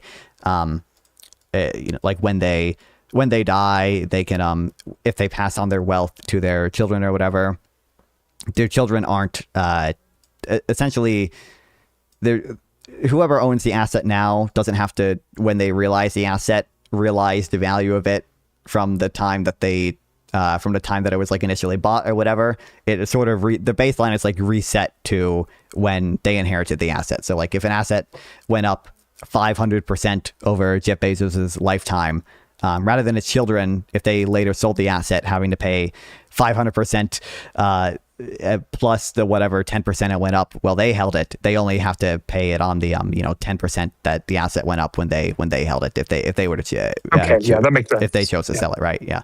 So even accounting for that, still 59% of their income is taxed. Something that's funny in here. Indeed, in aggregate, borrowing large amounts while simultaneously having large unrealized gains is arguably more of an upper middle class phenomenon. Americans in the 50th to 90th percentiles of wealth had $18 trillion in unrealized gains in 2022 and had borrowed $7.6 trillion, 42% of their unrealized gains. While those in the top 1% had unrealized gains of $23 trillion and borrowed $1 trillion, which is only 4% of unrealized gains. So like in aggregate, there are a lot of middle class Americans that engage in a similar type of behavior too. And in fact, they, 42% of the unrealized gains are borrowed. Well, for the top 1%, only 4% of unrealized gains are borrowed. And like that's a good number to think about there. It's like, only 4% of the top 1%'s unrealized gains are borrowed against. So it's just like not like that crazy big of a thing, seemingly. No, the new interpretation is going to be. Oh crap! Hold on. Hello? Did I cut out? No, you're good. Okay. The new interpretation is going to be not that we need to. Oh, it's fine because if you compare it to the middle class, like it's not exactly that much of a difference in the unrealized tax gain. Am I like understanding that correctly, or am I just like? I don't know. Repeat that. I mean, the new interpretation is going to be fuck the middle class. Like, oh, they're Debbie based though. Let's go. Okay. I don't really have that much of a mind for economics. Like, maybe not a mind, but just like it's difficult for me to fit it into a narrative. So that's how I like building things. Is narratives like that. Middle class shrunk by what standard? Tesco Johnson. Comments? I don't believe it. I don't believe by most reasonable standards of what counts as middle class and by most reasonable definitions of what should be included in income. It has shrunk by size standard. I mean with regards to what level of income you consider middle class and with regards to what we are considering when we talk about income or when we talk about, if you want to talk about wealth, what we consider when we look at that as well. I mean that the middle class has shrunk in terms of proportion of wealth that they own in the entire country. I mean, that is like probably true, but I think the absolute size of the middle class has probably increased still. Have you ever debated Ancom Ultra Runner? No clue who that is. Nope.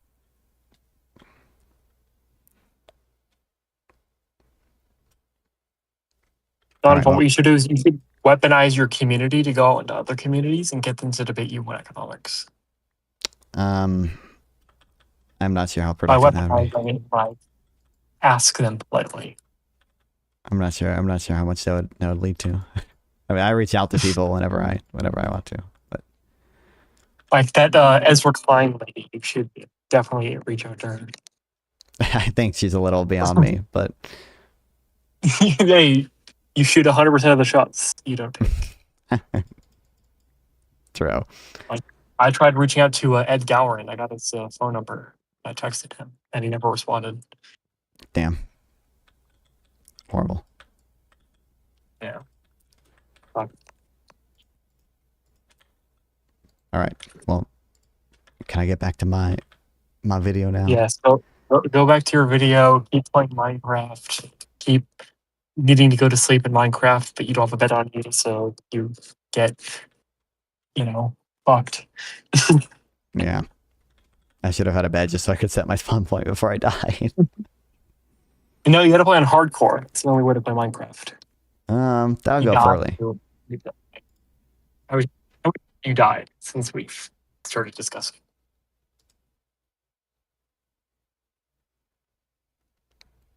Okay. Hello? Hello? Okay. What?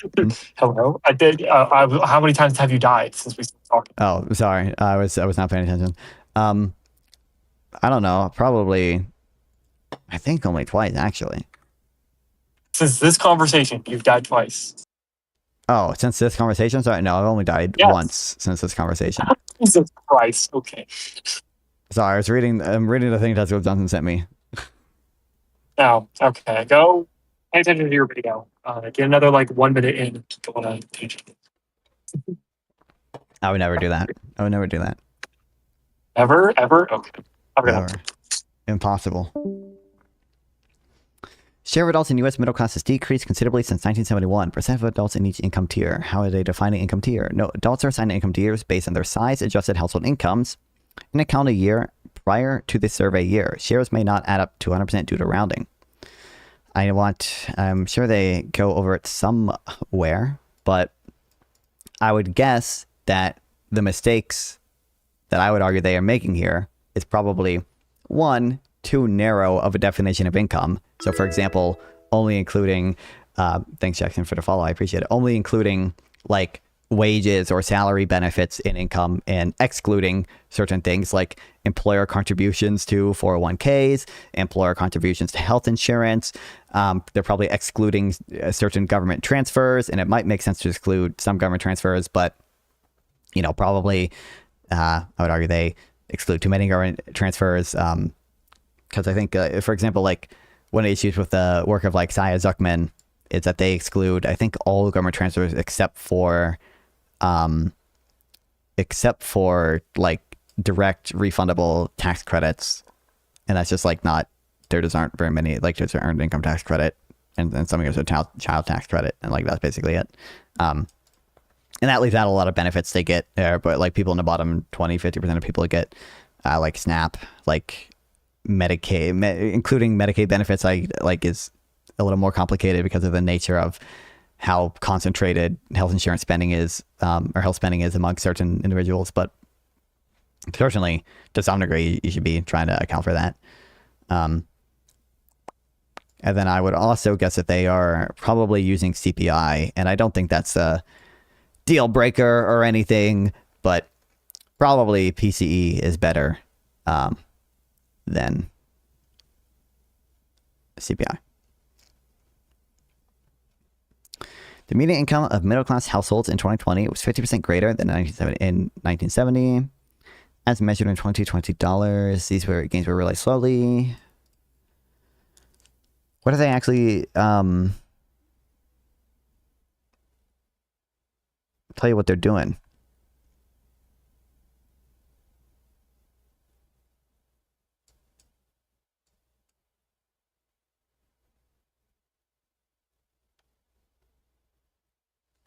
Because, like, I could just pull up Cato real median household income. It's grown more than you think. Like, I think there's an article, like,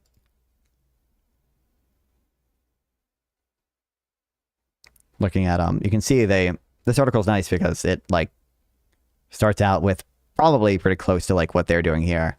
And it goes through making some of the adjustments that you should arguably make, or some of the better methodological, how do you pronounce that? Choices. Or you can just look at the Austin and Splinter graphs.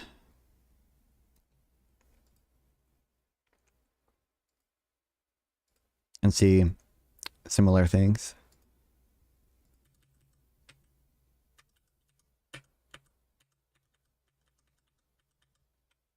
Whoa. Line go up, guys. There's one that looks at it by quintiles here. And now, like, in fairness, Austin and Splendor are like making the most charitable assumptions, and I think they are like probably most of the stuff is fair, but I mean, I'm familiar with these. I'm familiar with these graphs, Easy Money. I've seen these. Yes. Why is this so low quality? All I'm hearing is that I'm right on 100% vindicated. I think I've seen this as well. Yeah. If you just look at, I know, share of American households more than 150K a year. Like, I know this has been increasing fairly steadily too. I don't know if that's not what I want. There's a nice meme chart about this.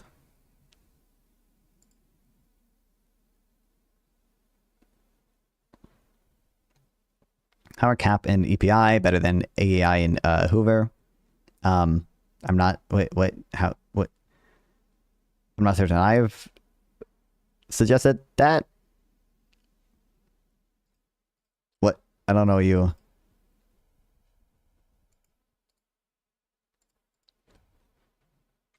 I don't know what that's in relation to.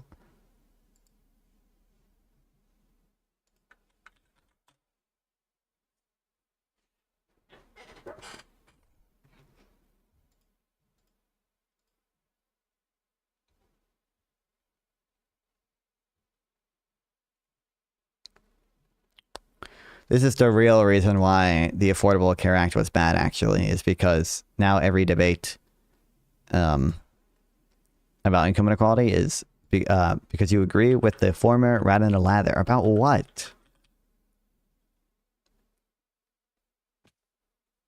And I don't base my... I'm not basing any of my, like... But obviously I think there's work from economists at probably all of those. I don't know from the EPI, but probably other than EPI. But like I like consider and like I think it's like good evidence of certain things or whatever. But like I'm not I don't think me holding a position similar to what they hold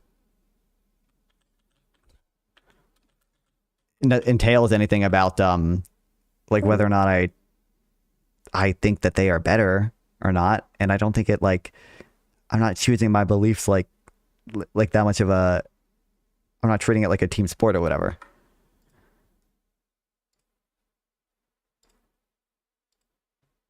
It's like nonsensical to me.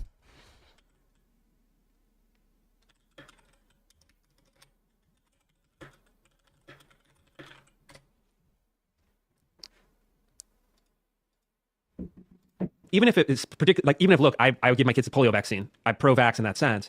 But actually, the conservative opposition was justified. Brave. It recognized the real phenomenon in the same way that Nick Shirley recognized the real phenomenon. Yep. That oh my God. Fauciism is bad. Fauciism is an infringement on our liberties. Forced vaccination is an infringement on our liberties. And so the Chuds revolted against the vaccine and maybe arrived at some ill-considered conclusions. But the substance of it underneath. A lot of clearly higher quality think tank. Okay, so what? So it doesn't address the things I said. I don't think I ever said anything the opposite of that, and I don't think that. Again, I'm not like. I can't even like comprehend like what you think.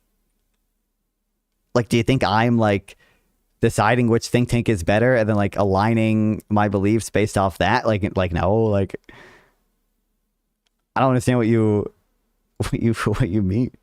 And I think that obviously for any given position, there can be a lot of high quality defenses for it and a lot of low quality defenses for it. There's barely any high quality think tanks on the left. For like economic stuff, I like probably kind of agree that a lot of the think tanks are kind of slop. I mean, like CAP is stuff I've seen is fine. I think like People's Policy Projects is like fine. Like, you know, Matt Bruno write some wonky stuff, you know. What's your take on vaccine for children / mandatory vaccine for government employees? Both are probably pretty good. Both are we should be doing that. You can get over the kind of the top line aesthetics or the covering aesthetics was valid, no? I mean, in part, right? But like, you could do that with anything. You could be like, oh, I'm going to stop washing my hands because, you know, these elites tell me to wash my hands or something like that. I think that it's no, but it's different. Washing your hands is good. Yeah, like vaccines. I mean, I think that this conversation. But if they had, you know, if again, the underlying crime is the thing, and COVID was a massive infringement on liberty. Look, disinformation. I don't even the conservatives who like raised about the vaccine. Half of them didn't bring that up. They didn't really care that much about it. Like. Again, you just don't want to promote that type of thinking. You don't want to promote that type of behavior. You don't want to encourage the low human capital. system, lockdowns. You guys forget the Trump. I saw all this. Yes, I agree with you. I mean, I think the COVID thing was like really bad. I think that the fact that they made kids masks out here in California for 2-3 years, like, you know, even though kids have basically almost they face almost no danger from COVID, even after they were vaccinated. I think that's absurd. And yeah, during the COVID with lockdowns, well, like, not that like maybe California didn't, you know, do too much shit or whatever, but like, isn't the concern of kids usually like they're carriers of it, right? Like the concern is the kids will carry it and give it to elderly people who will die, or the kids will carry it and allow a new variant to evolve that will spread faster and such. Isn't that usually the concern? And stuff like that was an issue, even though the right was becoming a little bit anti-vax. I was for Republicans. I was for, you have to defeat these people. What they're doing is awful. You know, I'm just kind of, it's just that, you know, so I'm not like you're talking to me like I'm someone who's telling you, you know, everyone should vote Democrat forever and the right has always been cursed. Like, no, I've been a person in good standing just like me for a very, very long time. I think where we're getting Liberty Torture, thanks for the Twitch sub. I appreciate it. It was mostly just fat people who were in danger from COVID, but the government. It was mostly government would just say fat that people who were in danger from COVID, but the government won't say that because they didn't want to offend the obese. I don't think that's the justification. Again, I think usually the concern is for the people who aren't at like direct risk of like dying from COVID. One, you don't want to increase the chance that they are going to be you want to minimize hospitalizations. You want to flatten the curve, remember, guys, because you don't want, for the people who like are at like genuine risk or whatever, you don't want the healthcare system having to deal with people who are at lower risk, who may still need like hospitalization or whatever. And two, you're worried about the fact that they might carry the disease, which could potentially, one, let new variants evolve, and two, give it to people who are at risk. What's your thoughts on the Great Barrington Declaration? I don't recognize that. It's pretty bad. Okay, with the RFK thing. Also, you know, Mr. Kieberman, I want to call him Lomez, brought up, you know, the corporation, the housing thing. Yes, you know, I'm watching this abundance debate on the left, and I want Ezra and Derek to defeat the more perfect union people who think that hating corporations is illegal. But then recently, you know, what happened with the Trump administration? I don't know.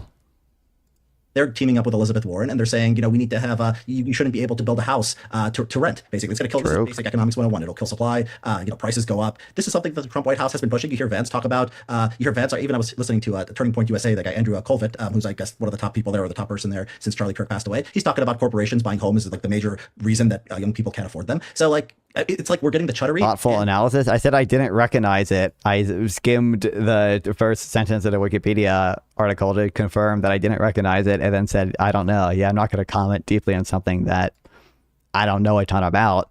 Like, now we're importing some of the worst ideas of the left too. Like, we're going, the direction is bad. And I think that, like, one thing, you know, say in my defense, maybe I'm a little bit too hard on the chuds, maybe I'm a little bit too hard on the right. I think other people have been too asleep at the wheel. I think that when they see, you know, Republicans talking this way, like Vance and Trump, like there needs to be more pushback. I just don't see that much of it. Yeah, but okay, I mean, I'm like somewhat in agreement here, but then as a tactical matter, why alienate yourself from the very people you're trying to convince? I mean, no, you do. You go out of your way. Okay, I mean, look, you know, Richard, I've been following your Twitter long enough to see how much pleasure you derive out of antagonizing and alienating the very people you're claiming need persuasion and need to be pulled out of this sort of like populist spiral that you're in. I don't necessarily disagree that that's like good to try to do that, to make that persuasive case, but I would then challenge what it is. Good to know. We have the same, we got the Lib Left war every week on Live and Learn, and apparently we got the what do I call this type of, what do I call this situation? We got the Chud versus elite human capital wars, okay, on the right wing. Let's go. Doing, and at least how I observe like your positioning here. You know, which funny, I was, you know, there's people writing about me in the press that I've been talking to recently. You know, the left leaning press, not the conservative press, and they also like, you're so reasonable and like your articles, but the tweets also, and they have the exact same critique. Maybe I should just spend less time on Twitter. You know, people are taking it from all directions. You know, they're not liking what I'm saying. You know, I'm kind of having fun with Twitter. It's a way to just kind of. I know. As we should. Twitter actually like having more fun with it, taking it less seriously is probably a good idea for everyone. So I'm all for that. Let me ask you a question though, because you know, I've also been paying close attention to this abundance debate on the left, and I think it's a very interesting one. And And I'm seeing a lot of the reprisals of debates from the 2010s Obama era, sort of this sort of technocratic push that was going to like solve a lot of problems that either got misdirected because there's this, what I view as this massive sort of NGO, semi-public private complex that actually steers decision-making in democratic politics. On the one hand, the deep they get state, let's go. it, essentially, or they dig themselves holes to fill. They're not actually solving problems. They like create homelessness in order to solve, or like give money to organizations that ostensibly are meant to solve homelessness. On the other hand, there's this populist wing that. Listen, speaking of abundance, I think plenty of those programs are not particularly effective, but like, I don't know, that probably a little too conspiratorial there. I don't know if there's any evidence for NGOs creating homelessness just so they can solve it. Bro. Familiar with the machinations of a dissident right? It's between the captive dreamer wing, who are philo-Semitic, and the Fuentes wing, who are anti-Semitic. I mean, I'm broadly familiar of that rift existing. Yeah. That kind of hates everything they do and is constantly antagonizing, the Derek Thompsons and so on, because, they're not sufficiently like moralizing in their rhetoric, and they don't care enough about the sort of like beleaguered, POCs and, whoever else needs like a helping hand. And so you can't actually get anything done, because God forbid you build something in like an old like tenement area where there's still like POCs living or something. And what I see is basically a weakness among this class, among this sort of like abundance booster class, to actually take on the fight of either side. They get swamped by the NGOs, they get swamped by the administrative state, and then they just get bullied into submission by the populace. They get moralized to death by the populace. So do you see any possibility of that contingent actually scoring any victory? So far, there's been a lot of rhetoric, but like basically nothing's happened. If you're not already a subscriber to Blaze TV, you're missing out on a lot of great content. Blaze TV is where you can watch anytime you want. So if you want to sign up now, go to blazetv.com/Rufo, use the promo code Rufo, unlock everything the Blaze has to offer. Do it now.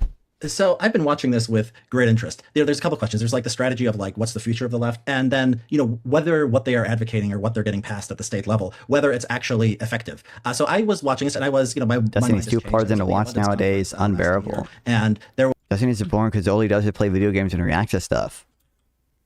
Was there was like 5 Republicans there, 5 big elected Republicans. Spencer Cox was like a speaker there. The normal people like Iglesias and Derek Thompson and Ezra Klein and all that. And I was like, oh, this is good. They have politicians from across the aisle. You have like, they're getting name checked by Gavin Newsom. They're getting name checked by Kathy Hochul. I mean, like, what else do you want if you're writing books, right? That's you. That's the joke. That's the joke. In fairness, though, I am somewhat more selective of what I choose to react to, I think. But,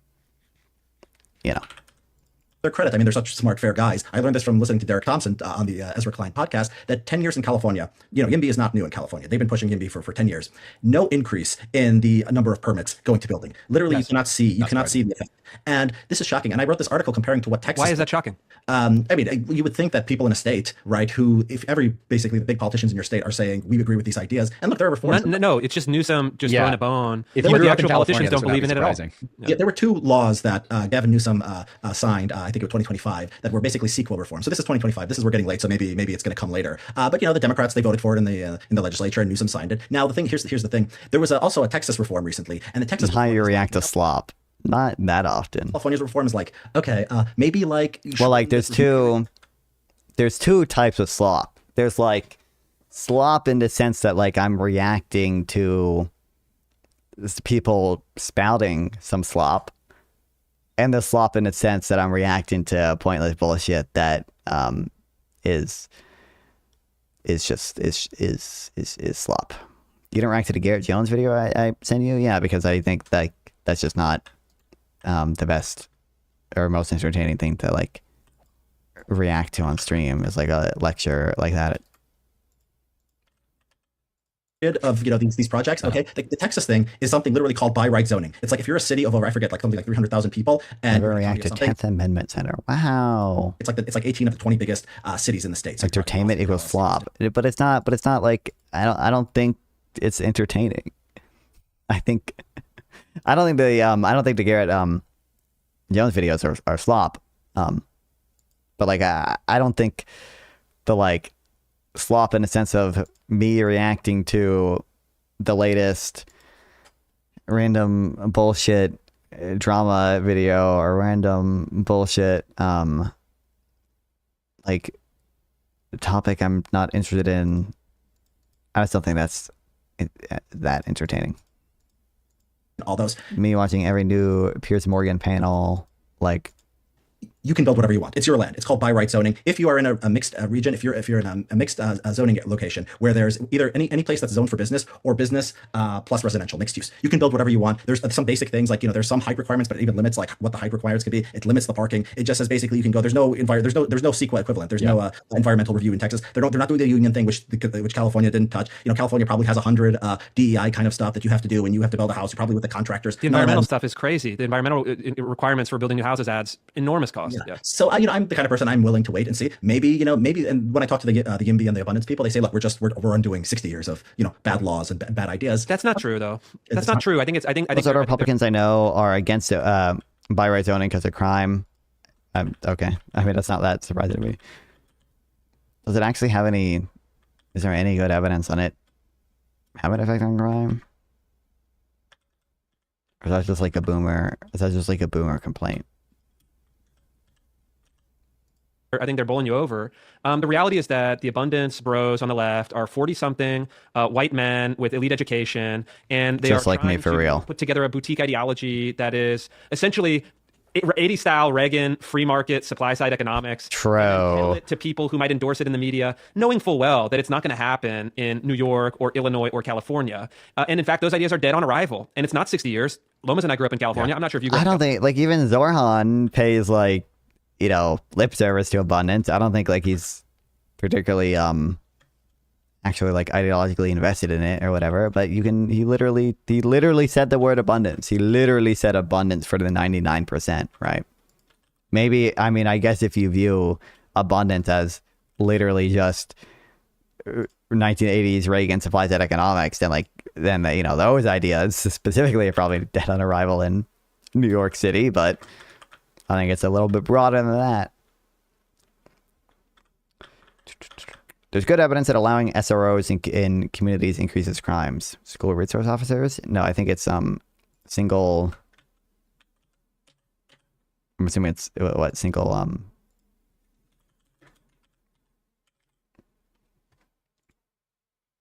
single room occupancy. As well, Richard. These are all recent phenomena. These are all recent developments. And in California, it's actually just like the last 15 years. I remember I rented a house. I graduated college. I was going to crash for a stretch in downtown Sacramento, California. Had two of my buddies. We rented a 3-bedroom house in amazing location downtown for $900 a month. Total, $300 a month each. And so the idea that, this was not possible in the past, just isn't true. It's not possible now because of unions, because of environmentalists, because of NGOs, because of Democrats. And the abundance agenda is it's happening in Texas. It's happening in Florida. But these guys are so precious that they're unwilling to admit the truth, is that they're Republicans. Actually, Austin only sees rent falling because of the building cycle, and it's just... I'm joking. Probably... some of it is that, above 0% of it is that. But men in their 40s with a supply side economic vision, they're Republicans, but they don't like the chuds. That's all it is. I don't think that's all it is. Look, I think I don't understand. Ezra Klein is interviewing tax lawyers and doing tax the rich slop, bro. Derek Thompson is kind of on the tax billionaires train from what I've seen of his stuff on Twitter. They're all both relatively pro-welfare. YIMBYs lie all the time about Austin. True. I don't know. I don't know if I would agree to that. I probably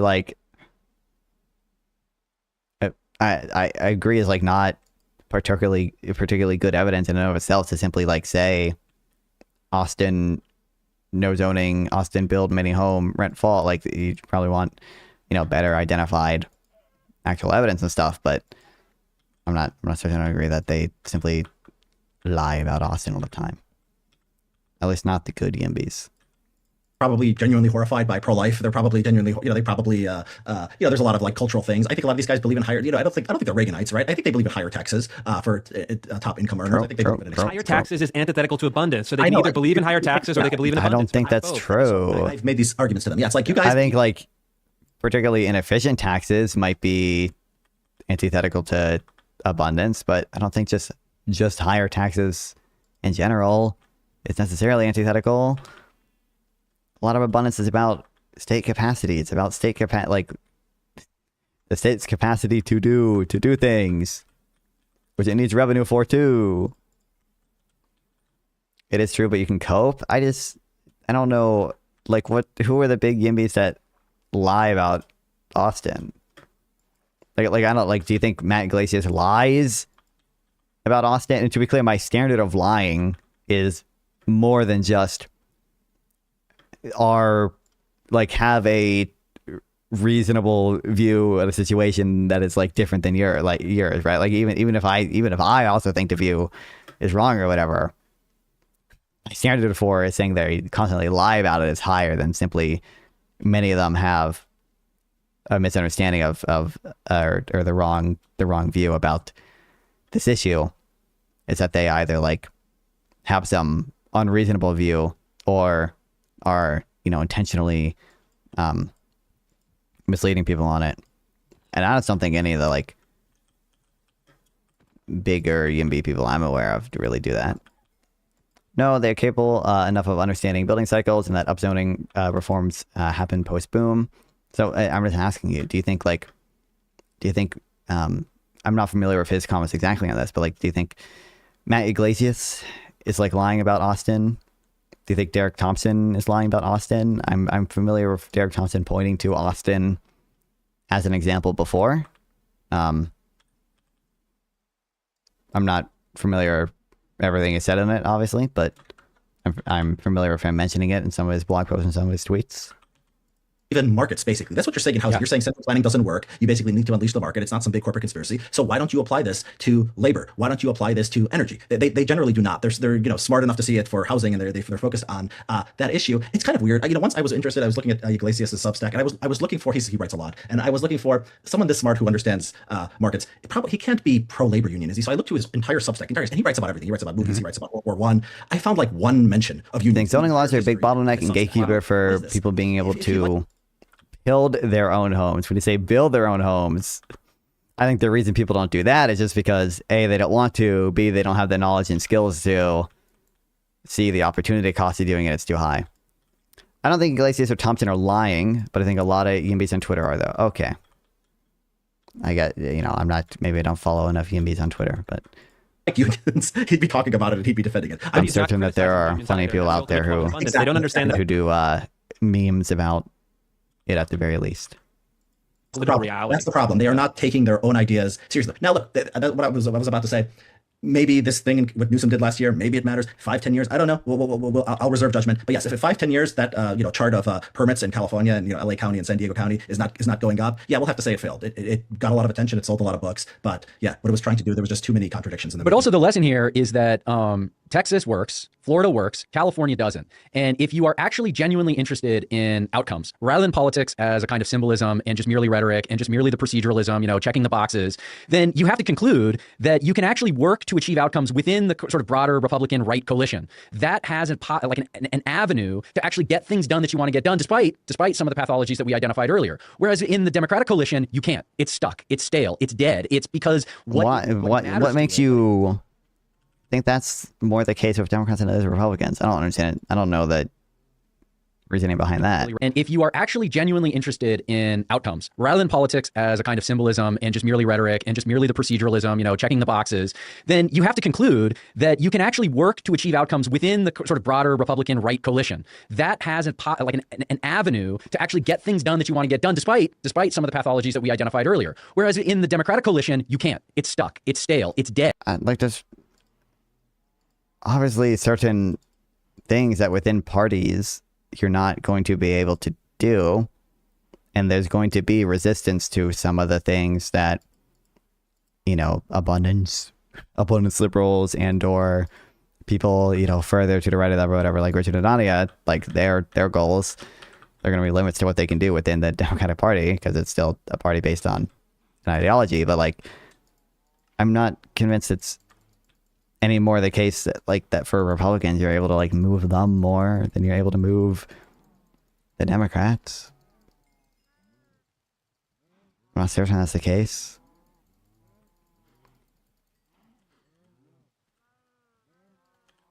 It's because what matters to it, what it fetishizes above everything else, is merely the box checking, is merely the symbolism, is merely the sort of pretty rhetoric. And so I would just, as you're sort of thinking through your, political journey, Richard, I would like encourage. You don't think there's an opportunity cost to paying inflated speculative? Yes. Oh, yes. I've never responded to this point before. Oh my God. Now that you've made this point to me that I've never, ever, ever, ever, ever considered before.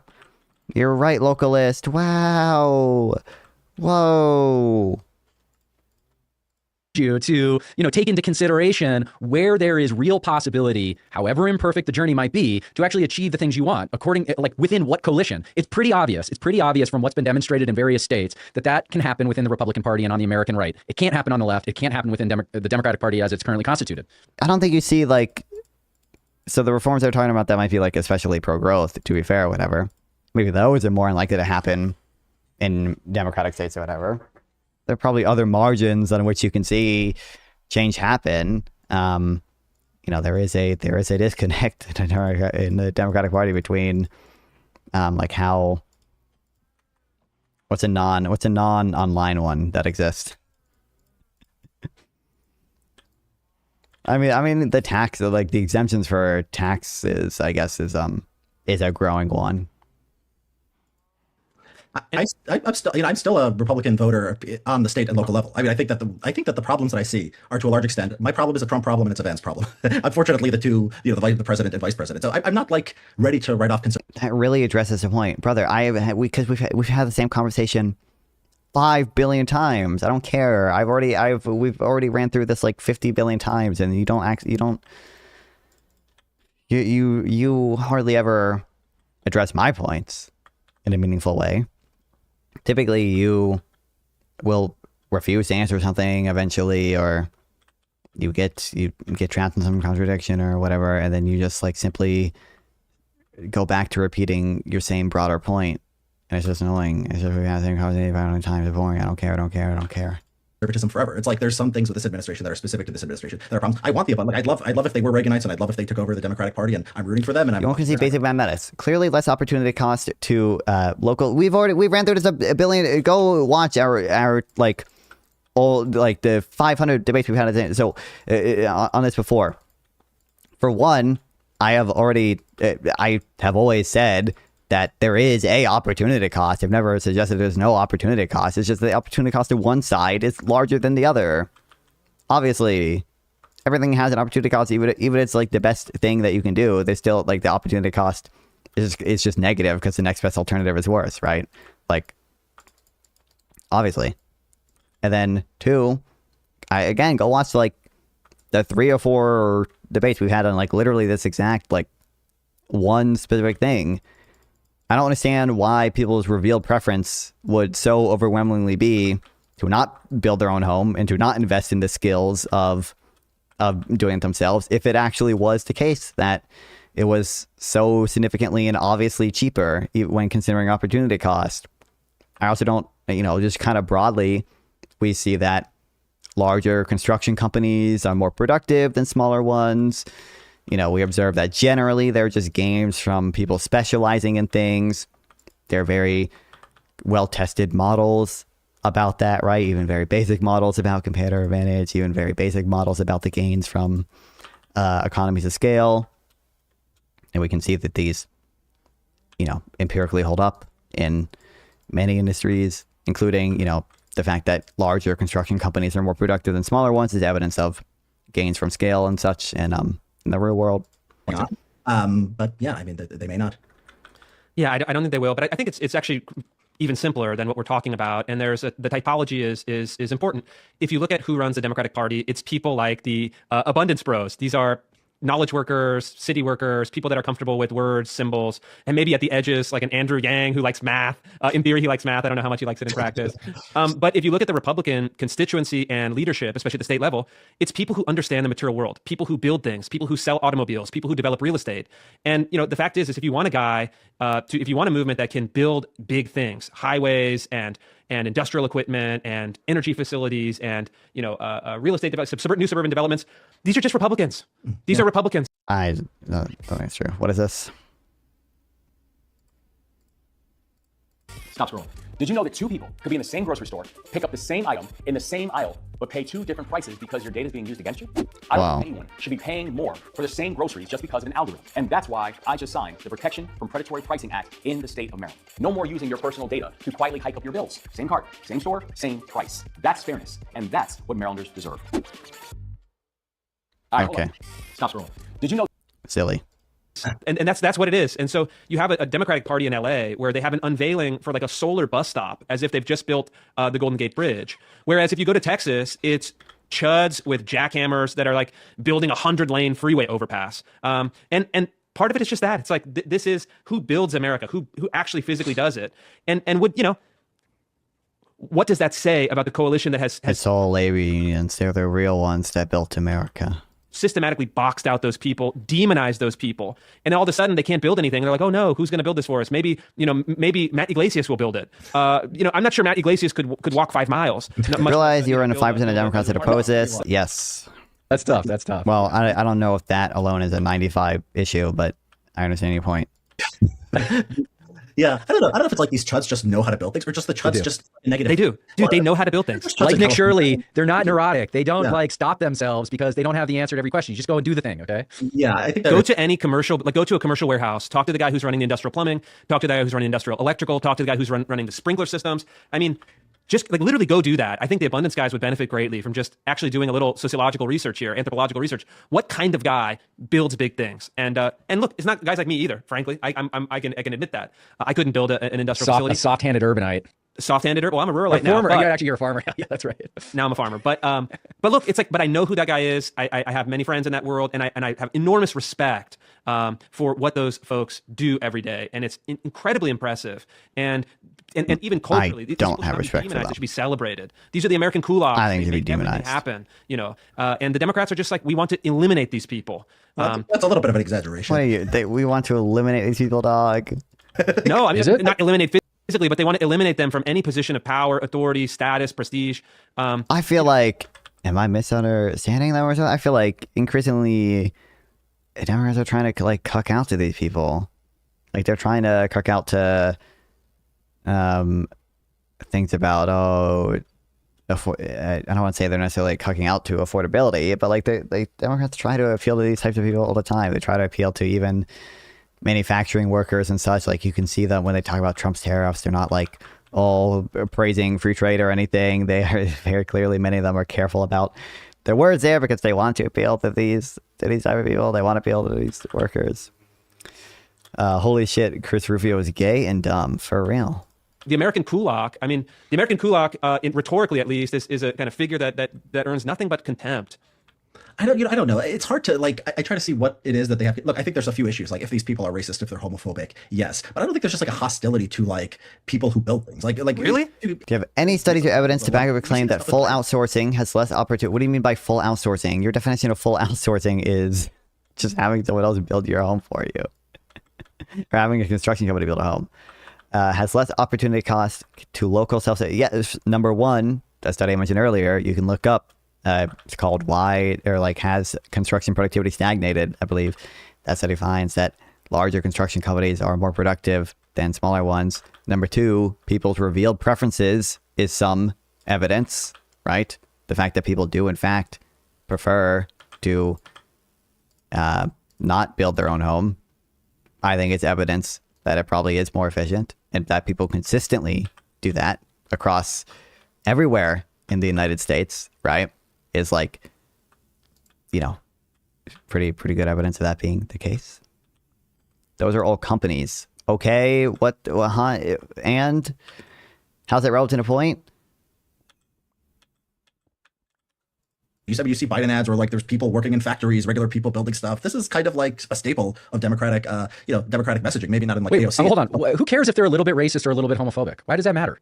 Like, why would that invalidate their value in the sort of like American ecosystem? Like, yeah, I mean, I just like that kind of thing, like isolating these. Obviously, those are like isn't kind of beliefs that I don't know what it means by invalidate, but like you should be worried about encouraging and rewarding those attitudes, and you should be worried about any type of bad policy that could result from giving those people more of a say or whatever, right? If you poll Gen Zers without a home, if they were like deflation brought by a recession or the status quo, what do you think they would choose? I think probably over 50% of them would choose deflation via a recession. I think probably that's the case. I think probably they underrate how bad recessions are. People really hate high nominal prices. Obviously, smaller companies have higher costing giga economies of scale. We're not talking about paying a small company. We're talking about being part of a small group that built. Okay, higher cost. That's not just refer to the price of the good itself, right? The price of the good is reflecting. It's reflecting information about it, right? It's reflecting the fact that there is such a thing as economies of scale, right? So just the fact that if you have a small group, they are not literally paying the cost of like the cost of lumber or whatever, because maybe they're harvesting the lumber locally, doesn't actually change the fact that in terms of the real output that you are giving up, right? In terms of the opportunity cost, it is higher. The reason, well, I mean, there are other reasons obviously, but part of the reason the price is lower, like with scale, or like the price is lower for the economies of scale giga producers, right? Is because the price is reflecting the fact that it is more efficient. That is what is happening. Who cares if they're a little bit racist or a little bit homophobic? I'm about to chud veto localist. Like, why would that chud veto localist. Their value in the sort of like American ecosystem? Like, yeah, I mean, I just like that kind of thing, like isolating these sort of preferences and kind of beliefs that they have and using that as a pretext to delegitimize them and invalidate their right to sort of have a stake in American life is precisely the problem. Like, who cares if, on the, by the way, which would probably be like the most multicultural like place you might find in America, like the work site, they're like trading racist jokes and stuff. That's fine. It's like actually fine. And they like say gay jokes. It's like, who cares? Like, that's fine, right? Yeah, I mean, I think these are kind of different things. It's like, yeah, liberals are hysterics about, these wokeness, these identity issues. At the same time, like, are they just like, oh, I don't like people who are poor or work with their hands? Like, no, they're all, if you ask Bernie Sanders or you ask these left-wing people, they'd say, we're trying to give them healthcare. We're the ones who really care about them. We're trying to stop them from fighting wars or whatever. Bernie Sanders is 100 years old, though. I mean, Bernie Sanders is like, Wow, incredible response. Habits of mine from the FDR era. Jeffrey's saying, who cares? That's not what we're talking about. We're talking about whether Democrats like have some contempt or like have some want to eliminate. He literally said they want to like eliminate these people or whatever. How is Bernie being old relevant to that at all? Or what we're talking about is their like attitude towards them, and Democrats do a lot of stuff to try to appeal to those types of people. Republican Spencer Pratt is the last thing Los What is this? Ad that comes off like an endorsement. Angeles needs for mayor. Pratt opposes using taxpayer money to build brand new houses for unhoused neighbors, saying it's time for the homeless to get help or get out. Pratt thinks LA needs thousands more police officers rather than more social workers. And Republican Spencer Pratt thinks public employee unions should have less power, not more. LA is on the right track. Wow. Needs to stay the course. Vote no on Republican Spencer Pratt. True. Men who work with their hands are scum or worthless. Well, I mean, of course they don't say it in that language, but I mean, the whole panic from 2020 to the present was, in a sense, that we got white men who built America are irredeemably racist, and Trump MAGA voters, and bro, did you? I get ads for like one of the dudes that works for College Humor or whatever their new company is. I know from College Humor. He like does ads for like DSA candidates in LA. I get ads on Instagram for them, and they annoy me. Especially the white male deplorables. I mean, this is like 10 years of really. I mean, the whole panic from 2020 to the present. Dropout TV, yeah, was in a sense that we got white men who built America are irredeemably racist, and Trump MAGA voters, and especially the kind of white male deplorables. Like. I mean, we're bringing a basket of deplorables in the big 2026, bro. We're bringing a basket of deplorables when Trump is president right now. This is like 10 years of just nonstop demonization against working class white men. I mean, that's like, oh my God. I think they demonize white collar white men more than blue collar. I don't think that's true at all. If you look at like the targets, are they demonizing Ezra Klein and Derek Thompson and Matt Iglesias? There are people on their side, but like, well, there are plenty of Democrats that do that. A lot of people on their side who, look at the scalps who they got through Me Too. Normally, white liberal elite men. It didn't really reach the lower classes all that much. Yeah, okay. I mean, we can. There's plenty of anti-white hate to go around on the left. I think like okay. I guess like I'm a little stuck, Richard, because like I remember you being a booster for Kamala Harris. I think some of that was tongue in cheek. Some of that was tongue in cheek. Correct? Was that, yeah, I don't remember this. Oh, is this true? Go search Richard's Twitter feed for Kamala. Okay, how great. Were you a Cocomelon? What was it? Watermelon, coconut. What was her whole thing? Coconut. That's I think a kid's TV show. She was coconuts, right? That was her symbol. Yeah. Okay, look, Richard. Coconut pilled. I think like coconut because quote is based. Maybe a little evasive here, which is like I'm detecting that actually, in fact, when we drill down on like what your preferences are, what you actually want to see happen in American governments, it's like clearly aligned on the right. This falls in line with the strain of the right that actually doesn't exist on the left at all.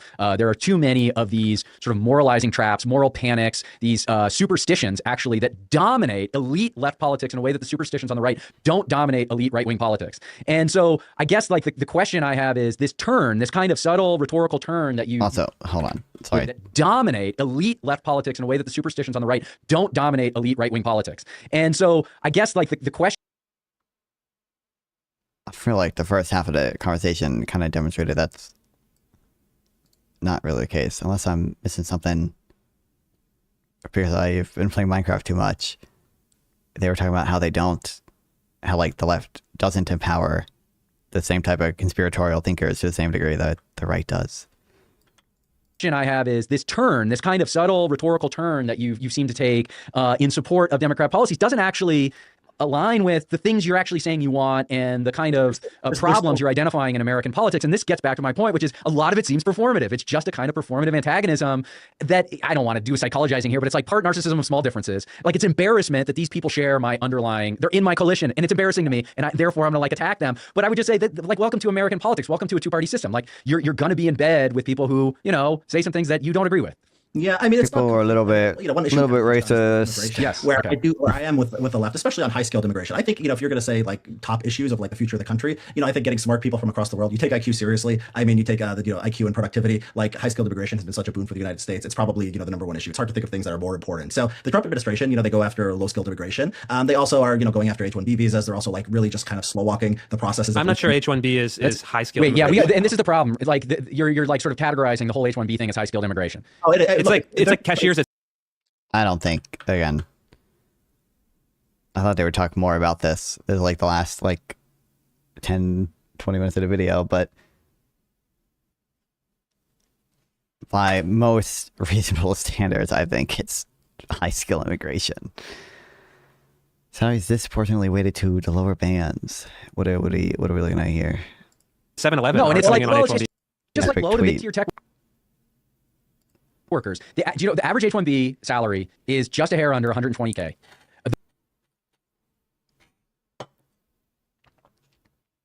The vast majority of 120K is a bet. 75K, which is that's the minimum listed here. Technically, there are exemptions for I think the minimum 60K for H-1Bs, but there are certain exemptions you can get. So there are H-1Bs working for under that. That is 75K is above the median personal income in the U.S., right?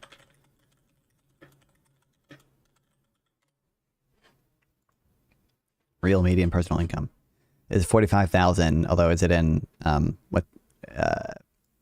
it's in $24. I don't know what this is. I don't know what this is in.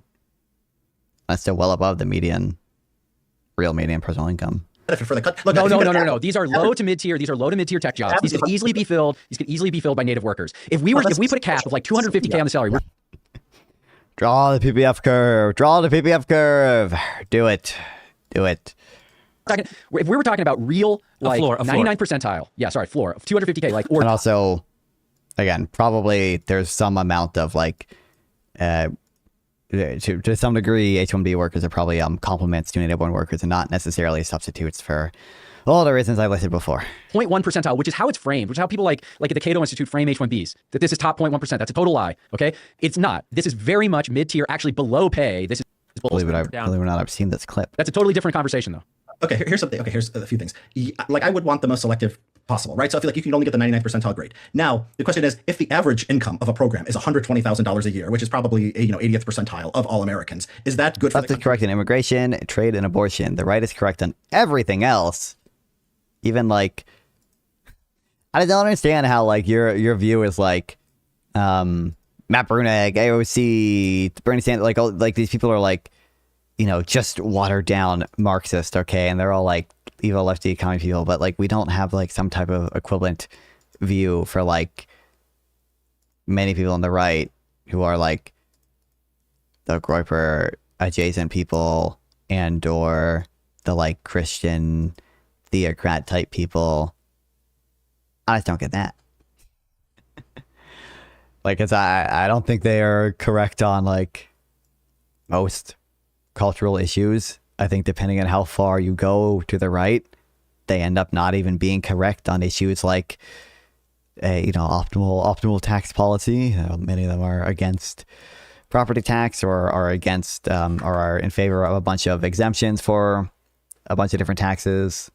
Oh, what's up, Chipringo? Welcome back. Got a hat back out, but wanted to stop by and like for my favorite neolib based.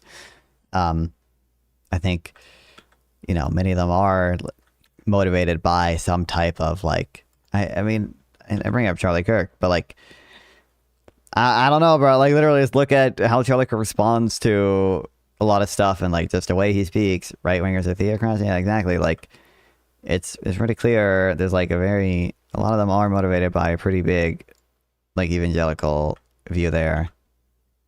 You have, you know, Oklahoma mandating the fucking Trump Bible in school.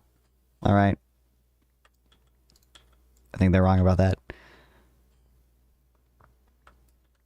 For the country. And I think that's clearly, you know, any kind of market logic you want to apply or any kind of understanding of the way the economy works. That's good for the country. 120,000 on average. A portion of those are going to be inventors. Also welfare. Some, I mean, this also depends on how far to the right you go, because, you know, probably Nick Fuentes is in favor of welfare as long as it's only for white people. But like, I do think welfare is good, and many Republicans are kind of against that.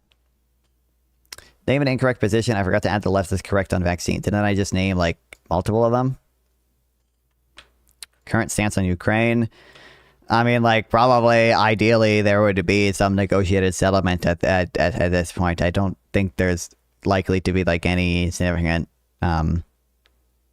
gains made probably on either side from continued fighting, but probably that agreement has to, or like should, in a just world, include some type of like decent security guarantee for Ukraine. No, I meant what the right has wrong. I mean, I obviously think there's many, you know, depends who you're on. The Ukraine nukes Moscow. This is true. Depends who on the right you're talking to again. But yeah, I mean, I think many people on the right are too favorable to Russia and also too favorable to like Israel. Like, I think, like, you know, I'm not the most pro-Palestinian person in the world or anything, but there are many people on the right who like just don't care at all about the like well-being of, you know, people in Gaza. Like, I think that's kind of fucked up. Are going to be really, really big entrepreneurs. You could look at the history of the H-1B visas and people who've come power, i.e. Johnson, Trump. Yeah, I mean, I think they obviously are way too favorable to. I mean, I'm not sure like Trump himself has said that much of kind of like the Russian narrative. Some conservative people have with regards to NATO provoking it or yada yada yada. I think Trump, I mean, his negotiations earlier, or like close to the beginning of his term, right? I mean, they never went anywhere, right? I don't know exactly why, or like what were sort of the ultimate reasons why those fell apart. Also, anti-NATO stances. Well, yeah, just being a lot of them are more isolationist in general. Again, it depends. Like Marco Rubio, it's not, but certainly the like more populist wing of them are. Marginal cost per unit is near zero besides material cost. Whoa, what do we... no real estate developer can compete with a self-sufficient housing co-op with on-site AI robot. I didn't consider this. Yes, this is new to me. I didn't know about this localist. Wow, thank you. The idea like, oh, we can just find someone and everything's going to be fine. Mass deporting illegal immigrants from Latin America would also increase the median IQ of the country, would it not? It would. So that case, I think there's and more. In a much larger that's not. hey, but actually deport 30 million. Median IQ is not as important as just the total. What's the correct way to phrase this? The total amount of work you can do with with high IQ people, right? Like obviously you could just imagine, if we only had a society of people with 200 IQ, people with 200 IQ would be doing secretarial work. They would be doing janitorial work, right? You'd be wasting, there'd be an opportunity cost to that happening, right? So it's not the case that median, increase in the median IQ via mass deportations is necessarily going to increase the amount of work done by people of high IQs. I think Latin Americans. The top level matters more than the bottom. I think just stick with that. Then have the argument there. But you go out of your way to promote mass immigration, which is, again, this is like the bait and switch. If you want to persuade people, then just have the honest debate about what it is you're actually. Well, he said he changed his views on immigration. I believe he's already said that. Maybe that was in a Twitter clip earlier and he hasn't said it yet. But that didn't he literally say that is, the rest of the stuff I haven't really changed that much, but immigration I have changed my view on. I like low skilled immigration too. Look, when they clamped down on, I lived in Los Angeles when they sent the border patrol here, or ICE, and it was hard to find gardeners, and it was hard to find gardeners for a few days. And the cleaning lady for a few days, I had to go on Craigslist an hour for my lawnmower.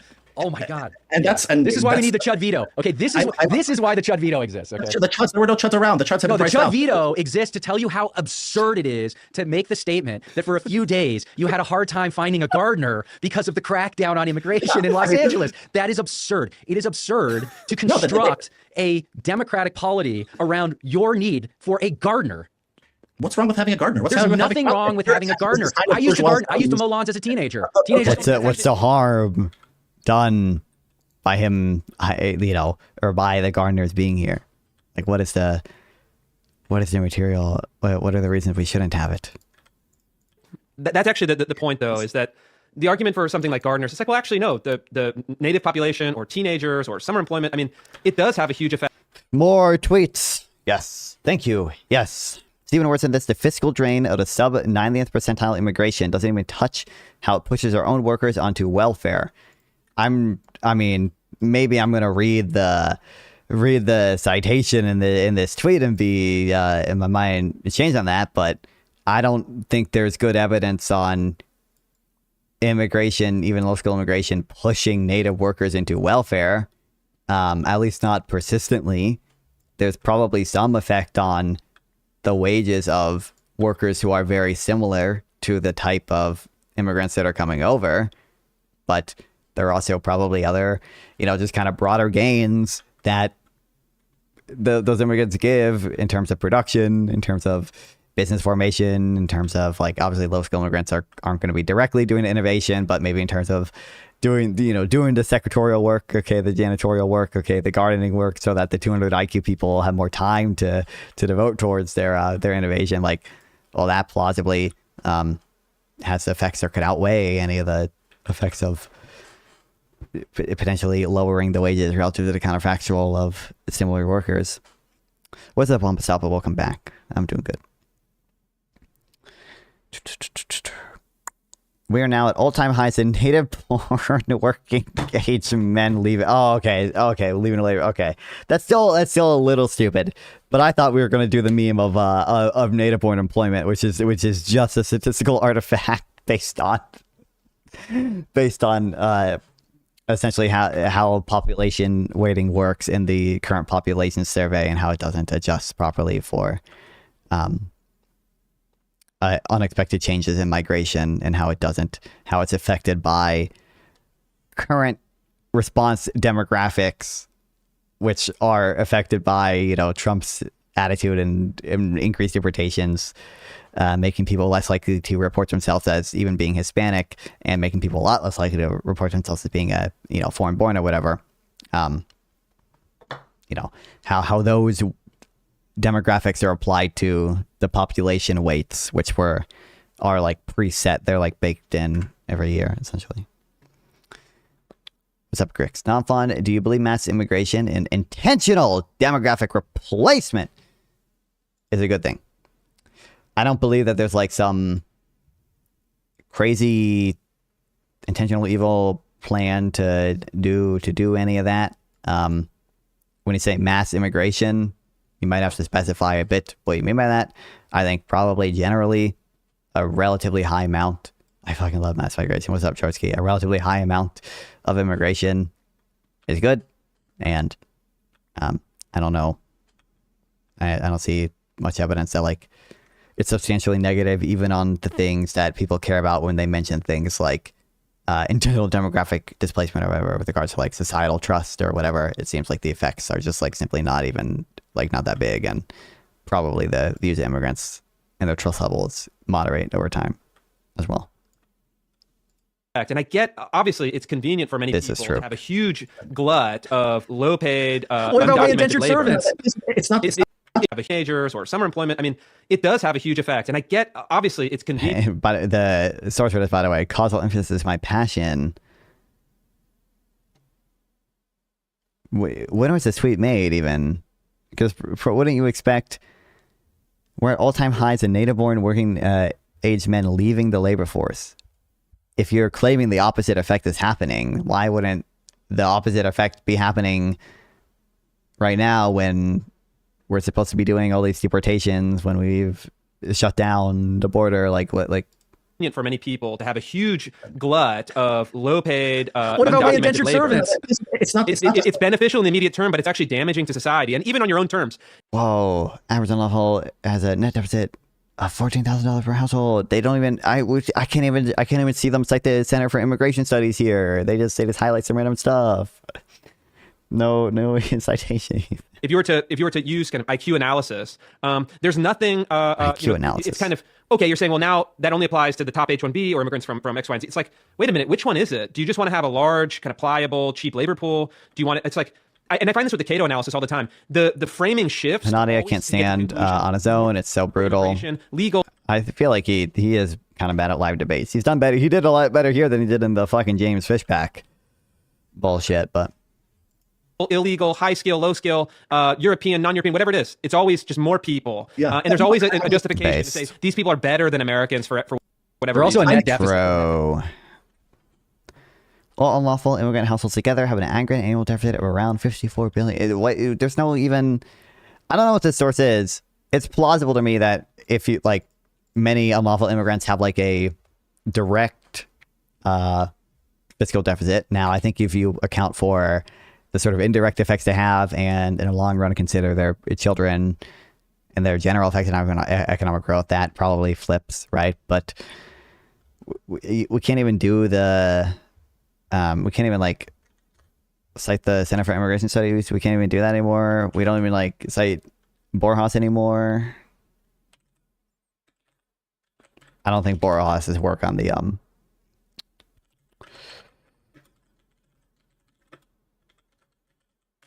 fiscal effects, but oh, we're just citing Heritage Foundation. Let's go. That's because he's a bad reasoner. Dems basically want open borders for non-whites. True, which obviously has a transformational demographic effect. Are you denying these claims? Yes, I don't believe Dems basically want open borders by like a reasonable standard, right? I think even under Biden, it's not fair to consider the situation we had then open borders, and certainly not specifically for non-whites. Now, because of the nature of having to like be physically present to like make an asylum claim that you're able to be subject to catch and release, you're going to get non-white immigrants, and also by nature the fact that many poorer countries are non-white, and they're going to want to, you know, they stand to benefit the most from moving here, as opposed to people in European countries who already have a decent standard of living. You know, probably there's other reasons why you would see more non-white people moving here, immigrating here, other than there being some intentional plan. A penny earned by an immigrant is a penny taken from an American. True. I literally, bro, I want you to go to a Wikipedia and type in like fixed pi fallacy. Like, what do you mean? Like, no. Democrats literally want to enable large-scale immigration from third world countries, bro. Of course, it wasn't only brainwashed people think that. Yeah.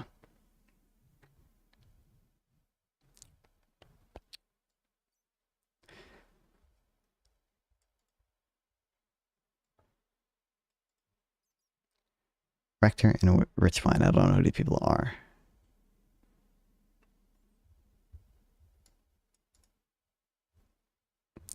Foreigners are going to learn federal, state, local governments spent more on unlawful immigrants than they received in taxes. Since governments spend more on nearly everyone than they received in taxes, this is what happens when governments run big budget deficits. Spending by federal, state, and local governments exceeded revenues by 1.34 trillion. Blah blah blah. It's not what I want.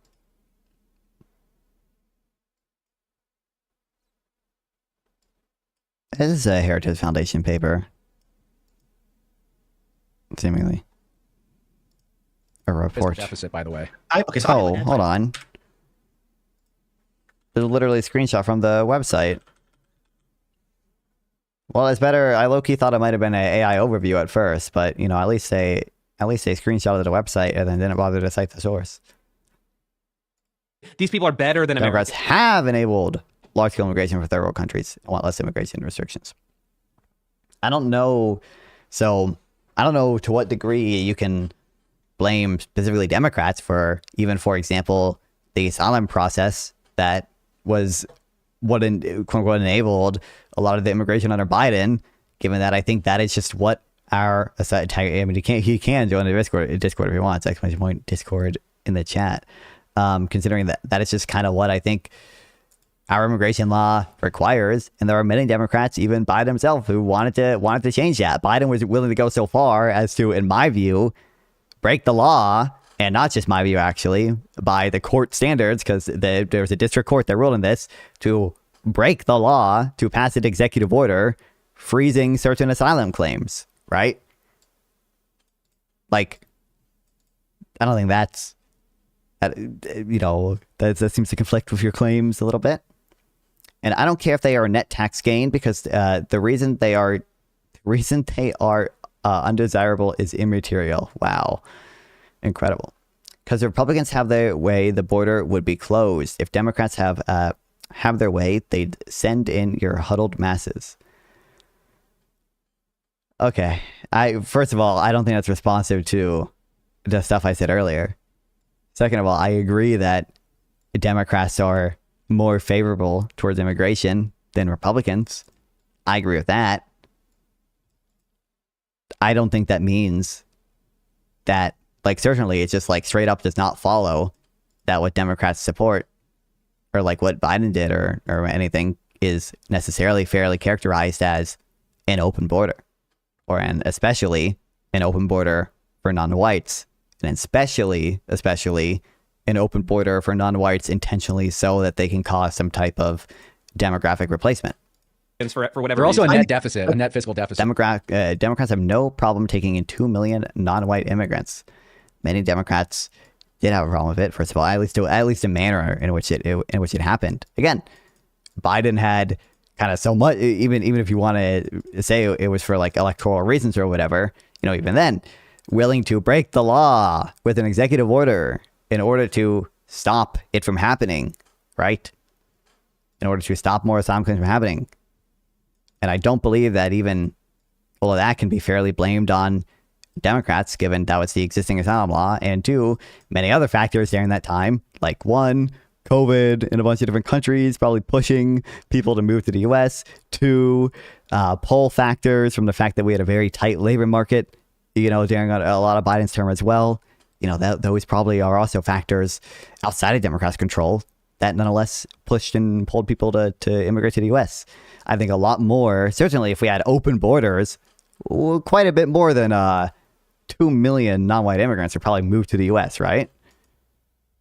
I don't think we should have not responsive to what I said. Not responsive to what I said. Not responsive to what I said. Not responsive to what I said. Total inability to respond to my arguments. Would Dagger want 1 billion white illegals? That's the real thing that matters, obviously. By the way. So I am anti-Paul Ehrlich. I do think more people is good. Now, I think that the high-skilled is an easier case to make, and it's like a thing where it's like, you're got to be crazy to take the other side, right? So, but that doesn't mean that I think that low-skilled immigration is necessarily bad, right? I think that these people, even if you look at the Borjas research, it's like, it reduces wages for people who like are people who are like high school dropouts or something like that. Trucular. Small portion of Those people are important, They're though. super important. They're American citizens. Whoa, I didn't consider that they're important. Sorry. I wonder if they think the immigrants are important. I wonder if they weigh, like, the fact that, like, the immigrants' wages go up like 7x when they work in the U.S. But, maybe they're just not important because they're not an American citizen, right? Daggers is not reason receptive, seemingly. We don't need to have any sort of... Okay, so notice how one, not responsive to my arguments. I'm waiting on a response to any of the arguments I've made about, like, the characterization of Democrats as being in favor of open borders, and a characterization that they're doing it specifically for, like, demographic reasons, or shit, I'm gonna die. Or, any of that stuff. America is Amalek. What do you want me to respond to? You made 10 claims at once. Respond to, like, any of them. That's better than... I don't even think I made 10 claims at once. I think I made, like, at most, like, 4 that were directly relevant to the stuff you said. But just, like, respond to any of them. Rather than just repeating, or not even... Well, no, if you did repeat some stuff, but rather than just, like, stating an entirely different claim. Here, well, why do we have this thing where only the people? But it's not your needs versus their needs. You're saying the kind of prioritizing a. Oh, sorry. Wait, did Hanania? Those people are important. They're super important. They're American citizens. They were born here. I'm also important. I was born here. Why do we have this thing where only the people? But it's not your needs versus their needs. You're saying the kind of prioritizing a hypothetical undocumented immigrant, the benefit to that person, and then whatever kind of marginal benefit to others outweighs the concerns of a non-high school educated Native American. Yeah, I don't look. Well, for one, obviously, he's not saying, strictly speaking, I mean, he even said, like, I'm important. Like, the gain to the immigrant is what solely makes up for the loss in the welfare of any given citizen who might be individually harmed by certain immigrants coming over if they have a very similar skill set. It's the fact that there are a bunch of other broader gains to other American citizens as well. But then, too, I don't see why we shouldn't consider, to some degree, at least, I mean, I would...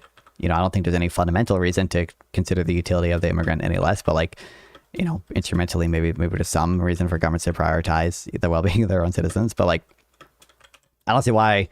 So certainly, we should grant that some consideration.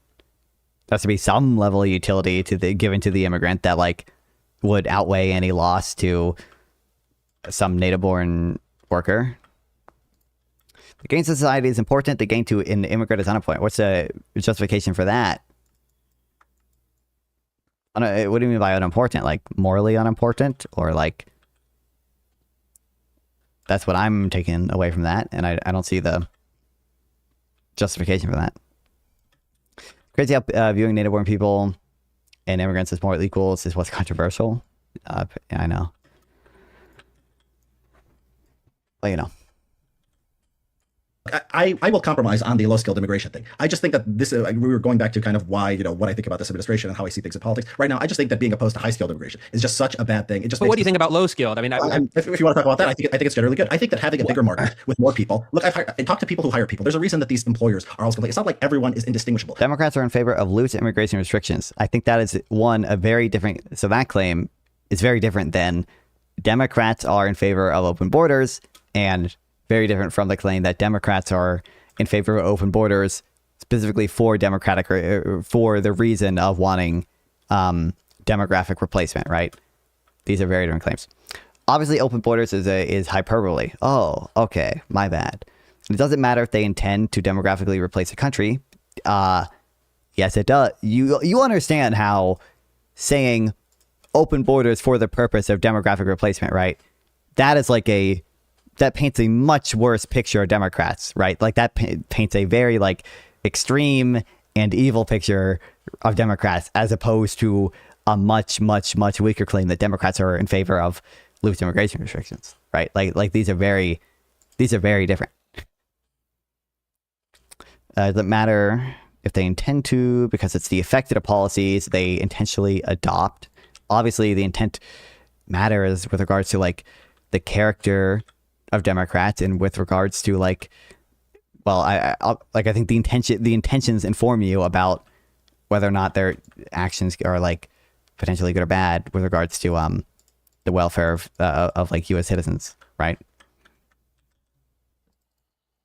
Obviously, the intentions are like informative of certain things, or at least informative of the character. I support more low and high skilled immigration. Wow, crazy. Wait, what? I just want the justification for like why the gain to the immigrant is unimportant. I want that justification. Never said it was on purpose. I'm fairly certain you at least implied that. Fairly certain. Democrats literally want to enable large-scale immigration from third world countries. Uh-oh. Uh-oh. Look what you did. Look what you did, brother. Look what you did to me. Look what I had diamonds too. Look what you did. Your fault. Your fault. Your fault. Your fault. Your fault. Your fault. Your fault.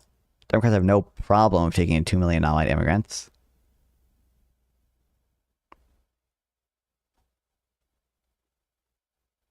Where was your message in YouTube chat?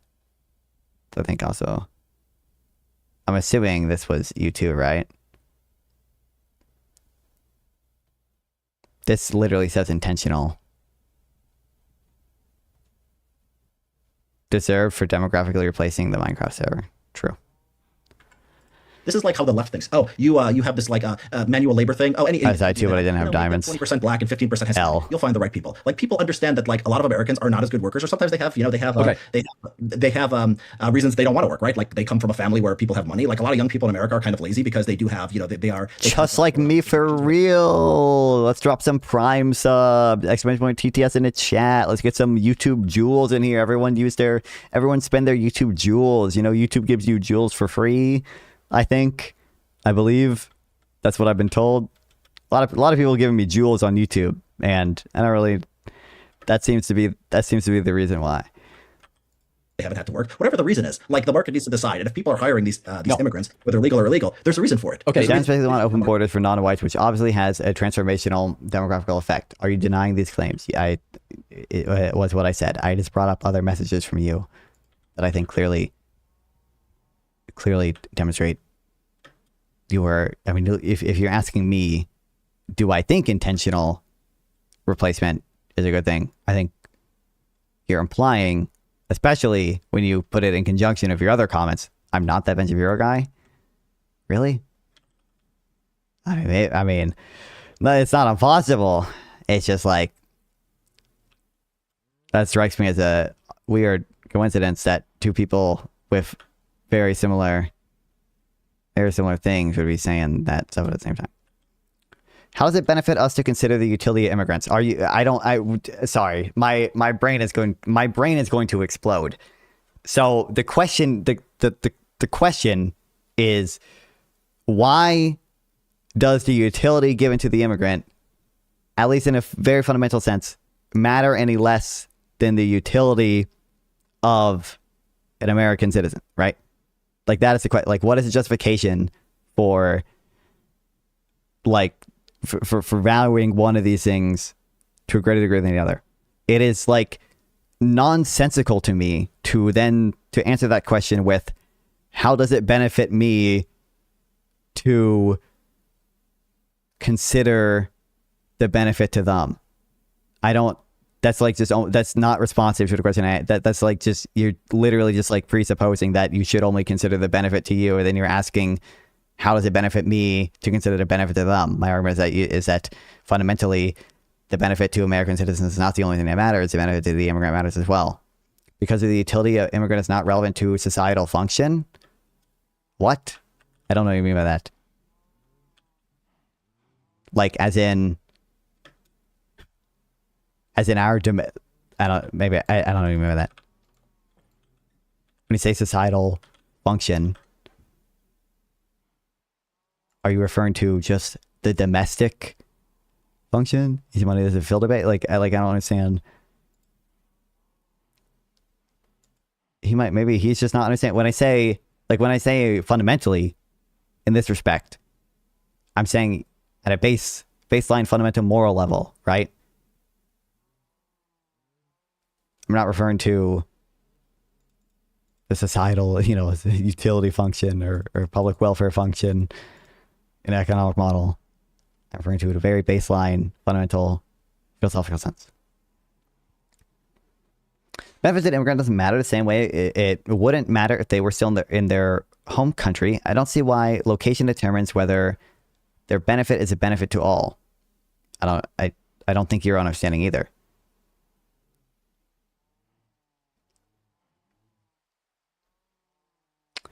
What's up, Scratch? Liberals, you are the reason that little children in Palestine are unaliving. Real. We should always concentrate benefits in the native population. What's the justification for that? And even that phrasing, concentrate the benefits, right?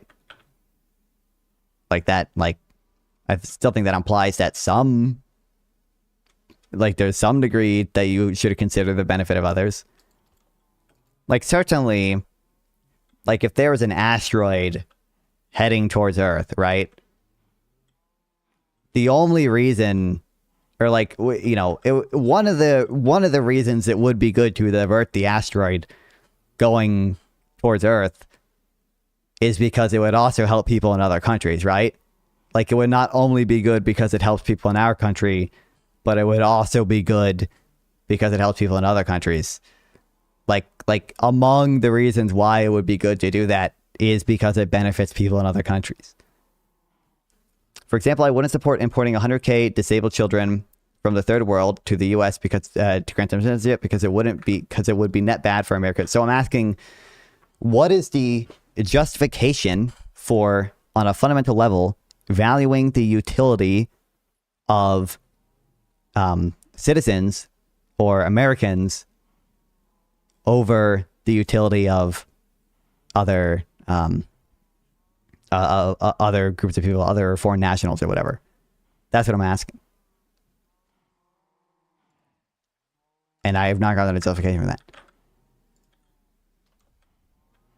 I don't see what is it about not being a citizen of America that makes it such that your well-being is just not as morally valuable as the well-being of an American? I just don't understand what the justification for that would be. And then I think the best thing you can do is try to appeal to some type of responsibility condition or whatever for the U.S. government. But I think there are just instrumental reasons why you can argue for that. I don't think that really justifies the intrinsic, there being an intrinsic thing there. So you're saying everyone is equal moral value in some sense. I care about just total utility and in some sense am I, by that standard and by other people's standards as well, right? Does a 99-year-old have the same moral value, quote unquote, as a poor little innocent baby?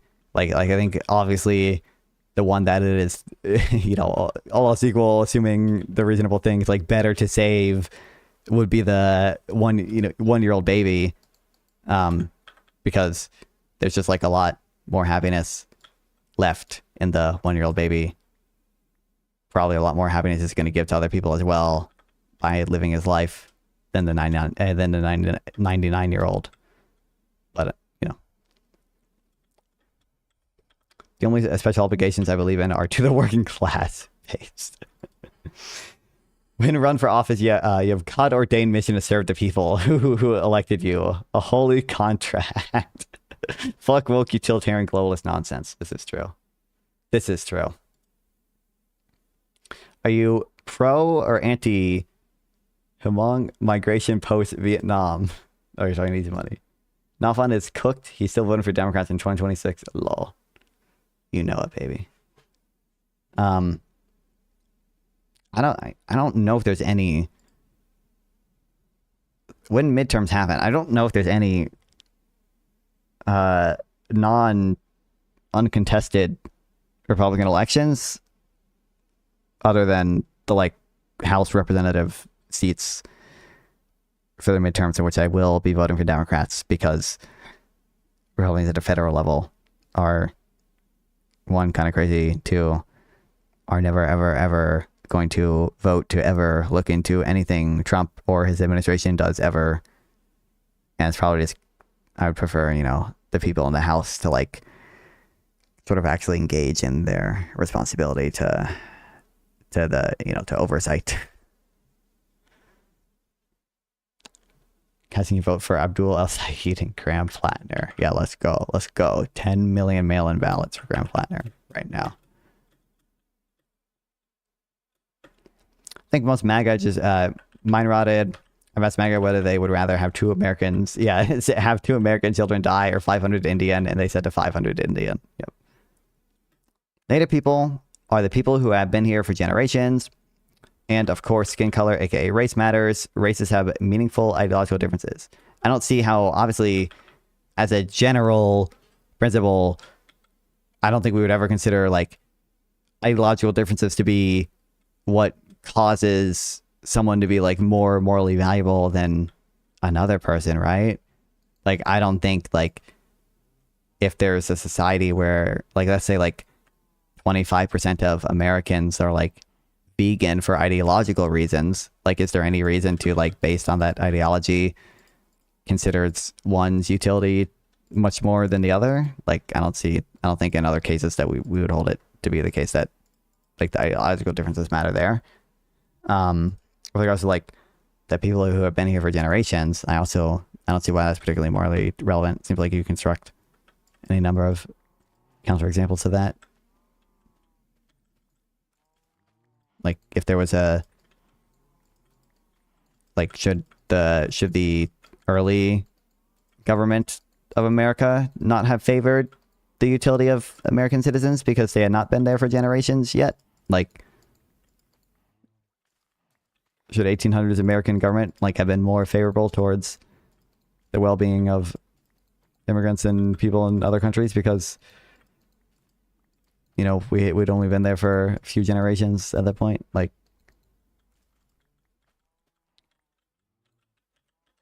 and policy represents interests that compete with native population interests. I don't believe they necessarily compete.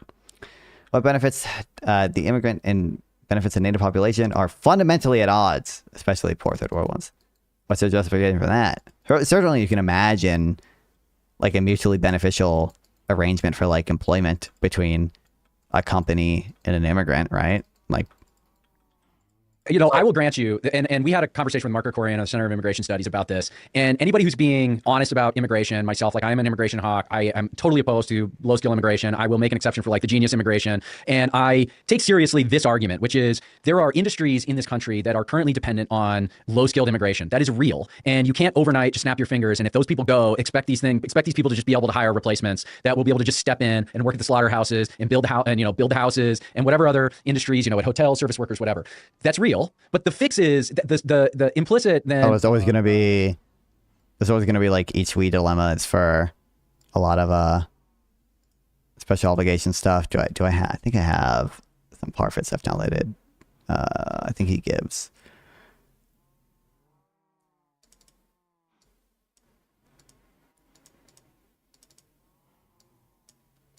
You know, one of these which I might not have highlighted.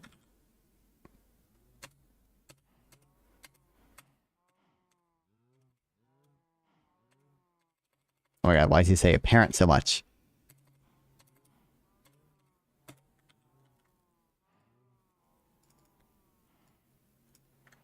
Oh, I found it.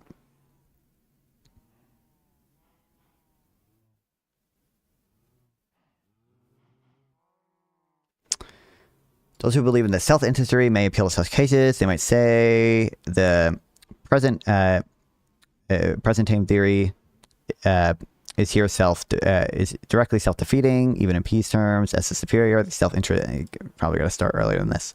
I don't want to just like read this whole thing, but like there are I think he uses like the parent's dilemma. Essentially, there's a whole dialogue tree you can go down of all the different responses to it, and the other counter examples it would lead to. But essentially, and this is more, it's more directly about specifically your self-interest or like your much smaller moral circle obligations to like your family or whatever. But like, it faced between like benefiting your child or having someone else benefit your child more. Like, which one should you do? Ideally, probably the ideal outcome is like, in terms of utility and stuff, is, both parents choose to have someone else benefit their child more. But under some views, people hold that, no, actually, you should strive for the worst outcome because it's better if the parent themselves is benefiting their own child, or like the parent has some obligation to benefit their child over another child, even though, once you consider the broader picture, every parent is to some degree failing in that obligation because they failed to actually do the thing that will lead to the best outcomes for the child, right? But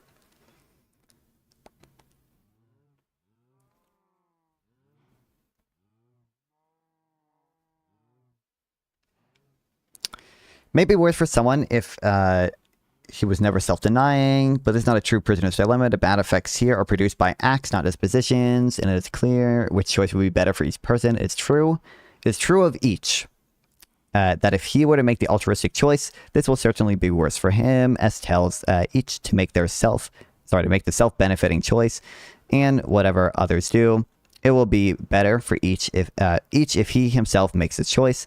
S is not here individually self-defeating, but in a sense defined in section 22, S is directly collectively self-defeating.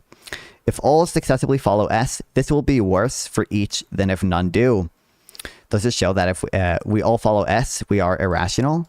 We can start with a smaller question. If we believe S, would our theory be failing even in its own terms? We could answer no. Pursuant by each of self-interest is better for him. It succeeds. Why is S collectively self-defeating? Only because the pursuit to self-interest is worse for others. This does not make it unsuccessful. It is not benevolence. If we are self-interested, we shall, of course, deplore prisoners' dilemmas.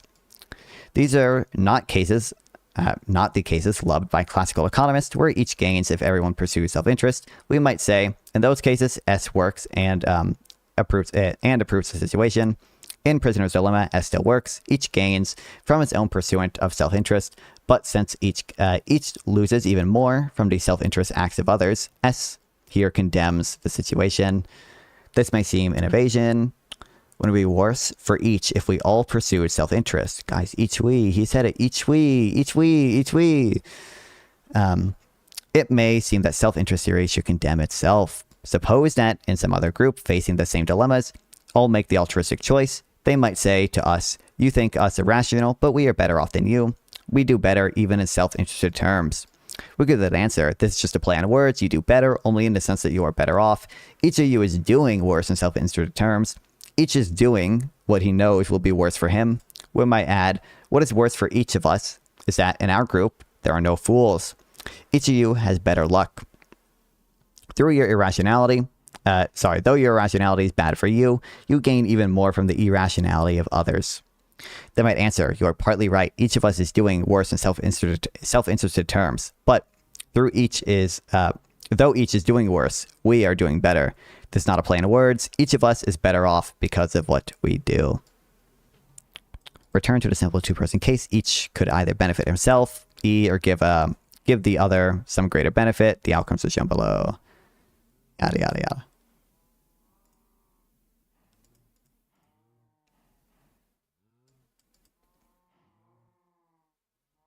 The answer to that is not that you can't do it then. You can't hire, there aren't native workers who can fill this role. It's just that there needs to be this transition process. You need to, over the course of, let's say, 3 to 5 years, this was Krikorian's estimation, you do it over the course of about 3 years. You let employers know today that 3 years from now, these people are all gone. You get to stick around. They can start training their replacements. You go out and you start looking for replacements. You're going to have to raise your wages, which means there needs to be this period of time where you can sort of change your inputs and change your outputs. And this is all totally doable. We have a employable base of people in this.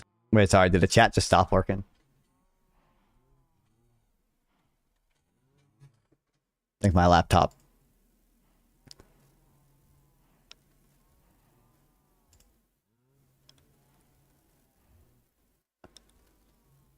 I don't know if it restarted or if it, I don't know what it did. My laptop that I run my chat off of.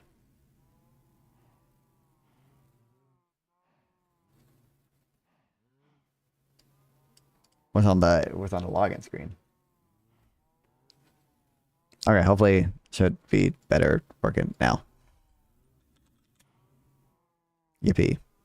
Country who are not currently gainfully employed who could be. Very easily could be. They're not on disability. They're just out of the workforce. They're young. They can do these jobs if they were sufficiently incentivized to do so. Not all of them. And yes, there is a talent deficit. I think there might be like a work ethic deficit. Nobody wants to do these jobs. They're sort of low status. And I think there might be some initial sort of opposition to filling some of these roles. But over time, especially if we sort of recreate the social conditions in which having this job didn't mean you were slumming it. It was, you know, you work in the factory. You earn a decent middle class salary. You can afford, you know, to raise a kid. Oh, we just need to create those social conditions again. It's that easy. You just need 3 years and we'll have the factory working middle class jobs back again through societal conditioning. Okay, and everyone will want them too. They will crave the factory jobs. They hate the service work. What are we doing, dog? Draw the PPF curve. Do it. Show me the PPF curve in these situations. Kind of wage. You can afford to send them to school. That kind of status anxiety around it would disappear as well, and you could get people to do this. So I would grant you right now we can't do it. It's not something you do overnight. You can do it in like a 3 to 5 year window. Absolutely. I don't know why you would. I don't know why you would assume that. Though. I mean, I think that's a lot of people when they, don't believe in market forces. They look at outside. Why not give your, why not let your employees unionize? Why not give them higher wages? Why not have a minimum wage? Yes, you're going to have to pay more, but you can do exactly the same thing that you were doing before. And usually it doesn't work like that. No, Richard, because of automation. Broke, actually. We're entering an automation cycle that is going to radically change how work like this gets done. Oh, true. Yeah, Sorry, AI. I forgot about that. Is still historically low, about 4%. I don't think there's a mass of unemployed people who don't have jobs, and I don't think everything's about to get automated away. Some things will get automated away. I mean, you go to cashiers and you have be forced to self-scan, but I don't see anything in the data that says like we're beyond manual labor or something like that. I just don't buy it. If you have data showing that, you show that, but I don't think that's consistent with kind of like what we've seen. People have been saying this stuff for a while. There's still cashiers, there's still Uber drivers, there's still people doing this regular stuff. We need these workers. Do we need it? Like, will we die as a country if we don't have it? Like, no, it's going to be a little bit harder. I mean, your gardening is probably not going to get as good. It's probably going to be more expensive. Women going to work and like having childcare is going to be harder. Let me read you a stat. Okay, it's not going to destroy the country. In 1960. Men between the ages of 20 and 64, like peak earning age, without my God, about low skill immigration.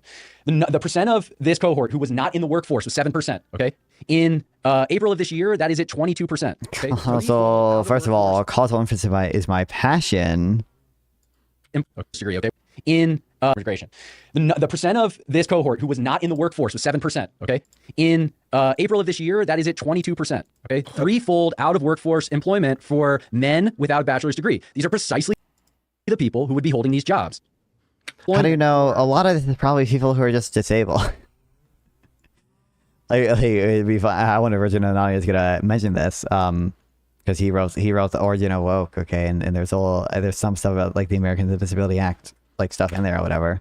There's also just been an increase in people who are disabled and don't work because they at least claim to have some disability.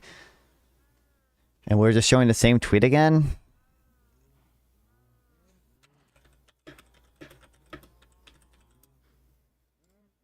Men without a bachelor's degree. These are precisely the people. This isn't without a bachelor's degree, but like, it's still, like holding these jobs.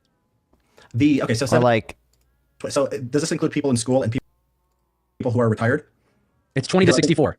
So most, and they don't have a bachelor, so they're out of school and they're not. So a lot of people are in school, right? No. Why you wouldn't be in school if you don't have a If you don't have a bachelor, you could be in school for a few years. For a year.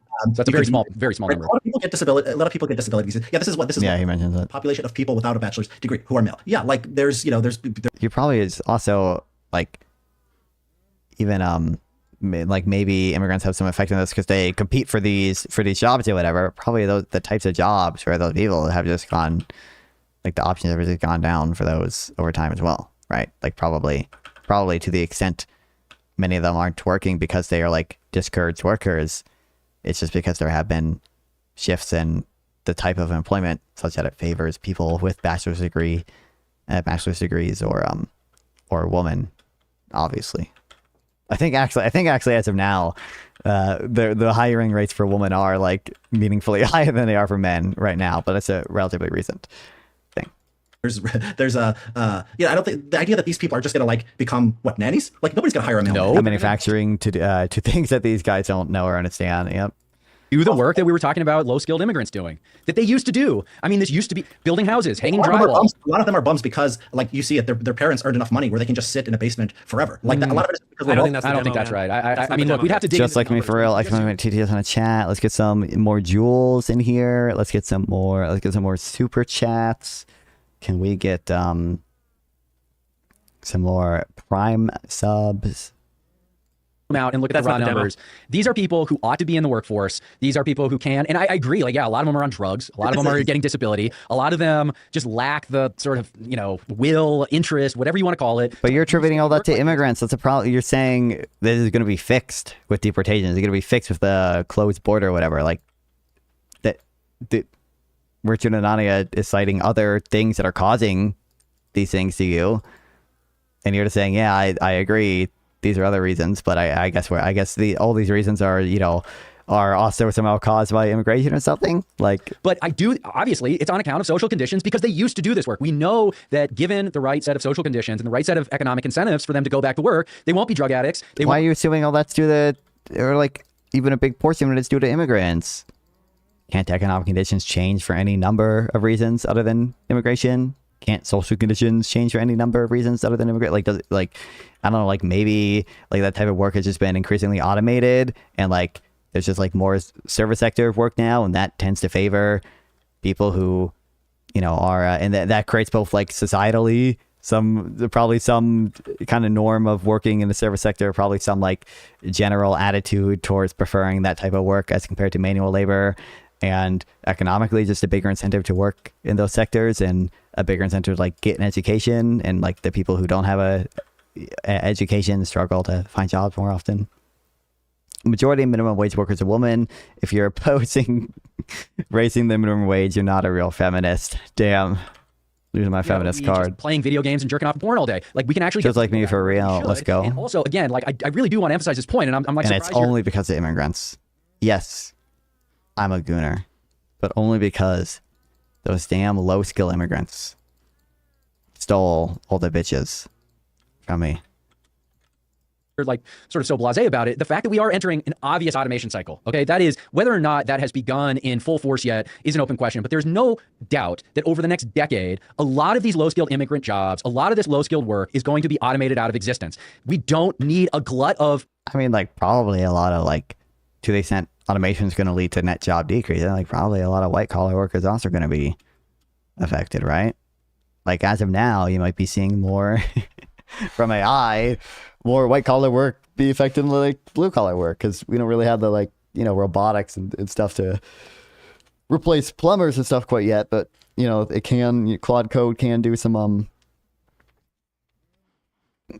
coding, can do some economic research, like workforce that, by the way, these people come in. I think you should at least support $11 an hour and then leave the rest to more local level people. Would $11 an hour even be like how many states would that be binding in? How many states would that be like above 50% of the median wage or whatever? Net fiscal deficit. They end up having a lot of kids. And by the time we get to this place where we're automating it out, they're just going to be on benefits. Okay, they're just going to be collecting welfare. We're estimating with current, if we were to amnesty illegal immigrants right now, we're looking at a deficit of something like $160 billion over the lifetime of those immigrants. That's the deficit. That includes everything they put into the system. I think it also, one other point too, I believe in markets. Good percent of Republican states still use 7.25. Well, that's a legislative minimum wage, right? But I'm just saying with it, like relative to the median wage, like, I'm in North Carolina. Our minimum wage is still $7.25 an hour, but no one is working for that, unless you're like disabled or it's like a family business or something. But a free market also requires a phrase that you mentioned earlier, which was the rule of law. And so you have to have free market where market participants are competing on an even playing field, following the same set of rules. And when you have illegal labor that is effectively exempted from a huge amount of those rules, they're not really participating in a free market. They're participating on an unequal footing at an advantage against native workers. And of course, arguably, well, first of all, they have other disadvantages, right? Like the fact that if the business gets caught hiring them, they face penalties, right? Like the fact that their work history and such is probably more uncertain. But regardless of that, arguably, that's not typically what people mean by rule of law. And also not necessarily what people mean by free market. Arguably skirting some laws that are mandating certain things or regulating certain things in a market economy, like, is arguably more free market. They're acting in the true libertarian ultimate free market way by saying, I don't give a fuck what the government says. I'm doing what the market incentivizes me to do, baby. If rule of law is important, even that is just enough and sufficient. You don't even have to get to the market or the economics of it. You could say actually having 30. But I bet like no one like prefers the immigration be illegal, right? Like the argument is for low skill immigration is primarily make it easier to legally immigrate here. Million people, however many million people are in the country illegally, is destructive to the idea of having rules at all. And so when you have the de facto legalization or accommodation into the workforce, our governments, especially in a place like California, are saying, what is the de facto legalization of illegal immigrants in the workforce? I'm not certain that's really the case. I think asylum seekers get work authorization after being here for, I think, 90 days. But like, I don't know. De facto legalization in the big 2026 dog, in the era of Trump and ICE raids. What are we doing? We're going to have a two-tier system. We're going to have mass law breaking. We're going to have a rigged labor market. And that's a good thing. That strikes me as a much greater threat to the rule of law and the culture of the rule of law long term than, the admittedly stupid stuff Trump is doing with pardons or whatever else. So, are you fucking kidding me? How? Like, in what world is like the pardons for the J6ers, all the investigations into Jerome Powell and Lisa Cook and James Comey, and like shopping around for prosecutors and prosecutors resigning because they don't want to indict Eric Adams or indict a bunch of other people for fucking mortgage fraud bullshit, bro? Like really, like this is the real threat is the like immigrant who came over who's like working on a Californian apple farm. Kill me. Oh, yeah, I mean, so to go back first, the jobs thing. Yeah, I think that this is kind of, this is basic lump of labor fallacy. Oh, there's people out of work. There's a set amount of jobs. You said the thing, guys. These people will move into the jobs. The economy is much more dynamic than that, right? The idea that there's just a set amount of jobs. These people come in, they eat, they have to live somewhere, they drive, the economy grows, more opportunities come up. Speaking English, if a lot of people don't speak English, speaking English actually becomes a comparative advantage. In many ways, it can actually boost your way. This idea that there's just a set amount of jobs, I think, is just something that's wrong. I think that your idea that Chris's idea that there's something damaging here to society or the rule of law.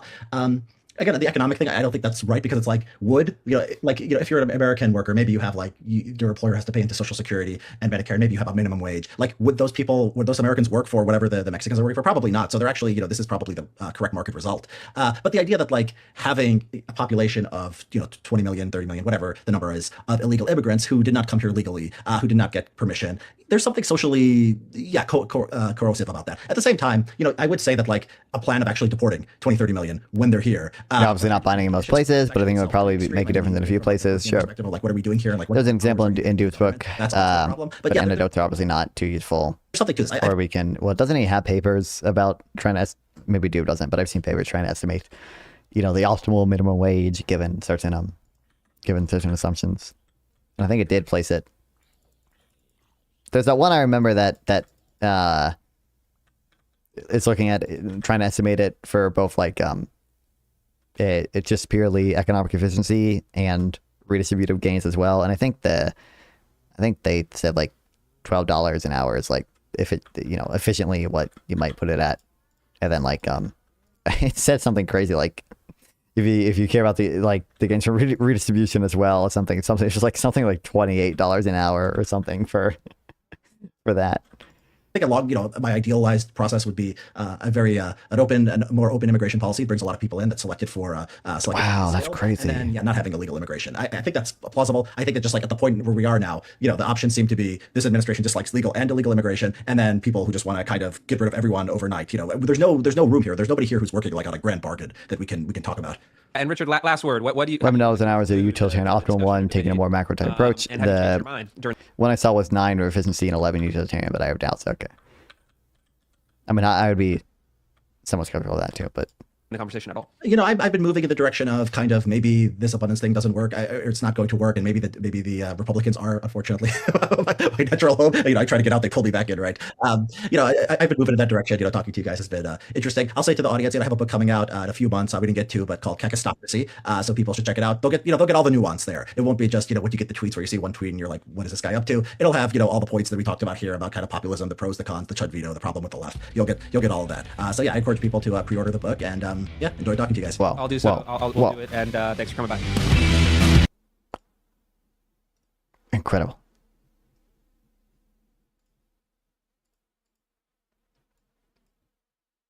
Yeah. I believe it was this, yeah.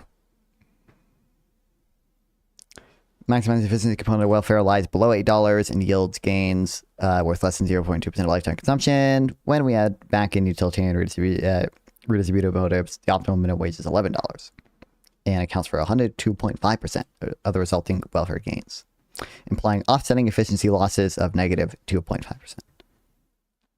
This was what I was thinking of, yep. I thought it was more than that. I thought the utilitarian one was more than that.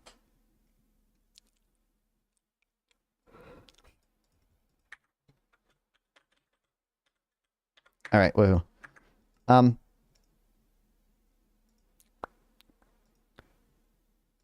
There's more stuff to chat about as always, but I'm tired. I didn't really get much sleep last night. I think I went to bed at, oh, I gotta still have the music on. I went to bed at like 5 a.m. I got up at like 9 a.m. or something. I don't know. I got like way too little sleep, so.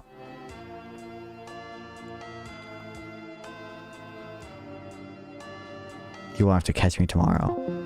You will live with your 3-hour, 52-minute streams, okay? Remember when I used to do 12-hour streams? Remember the good old days? You should read the do book. It's even free audiobook if you have Spotify Premium. I mean, I have obviously ways to get books for free. Not necessarily audiobooks. I started listening to. It was a nice day out today, and I went on some walks, and I was like, I gotta be at least a little productive on these. Okay, I started listening to the audiobook of that 10-year war book that I've seen Hutch talk about a lot. I was Soy Pill mention it too. It's about like Obamacare and the you know, war, the fight to get it passed or whatever. I get triggered by more early streams under this 3 a.m. streaming shit. I'll consider it self-trauma. I mean, I don't. What, you think I control my sleep schedule? That just happens. That's you know, that's exogenous to my behavior. Obviously, I don't know. I was listening to that. I get seems like a good book, and I think it'll be useful. It's like it's interesting to me, and I got the audiobook a bit because it's like it's a light in the sense that like it's not like an economics book where I need to like deeply understand the model or like, you know, memorize any fucking equations or some bullshit, right? It's more like narrative and stuff, but it still does to like, you know, oh, Americans. It didn't quite say this, but I got pretty close. You know, did many of the things teetering on the edge of like Americans spend twice as much in healthcare, but get worse outcomes than the European countries, and you know, you should not read Politics Slop. You can read the econ book, then reference to Pirated One online. I mean, see, I don't read that much Politics Slop.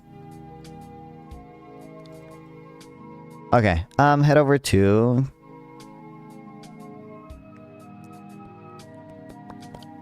Dylan Burns over on YouTube, and then is it worth doing anything on Twitch or Kick?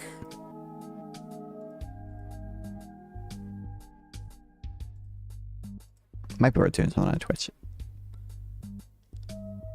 On Twitch, you can head over to also Dylan Burns, I guess. Okay, Live streaming. Love you guys watching me stream. Make sure to like. Make sure to share. Make sure to join the Discord. Exclamation point TTS. Or sorry, exclamation point Discord. I'm gonna go to bed, but love streaming. I will see you guys again tomorrow, I believe. So I head over to Dylan Burns and love you guys. See y'all later. I appreciate it.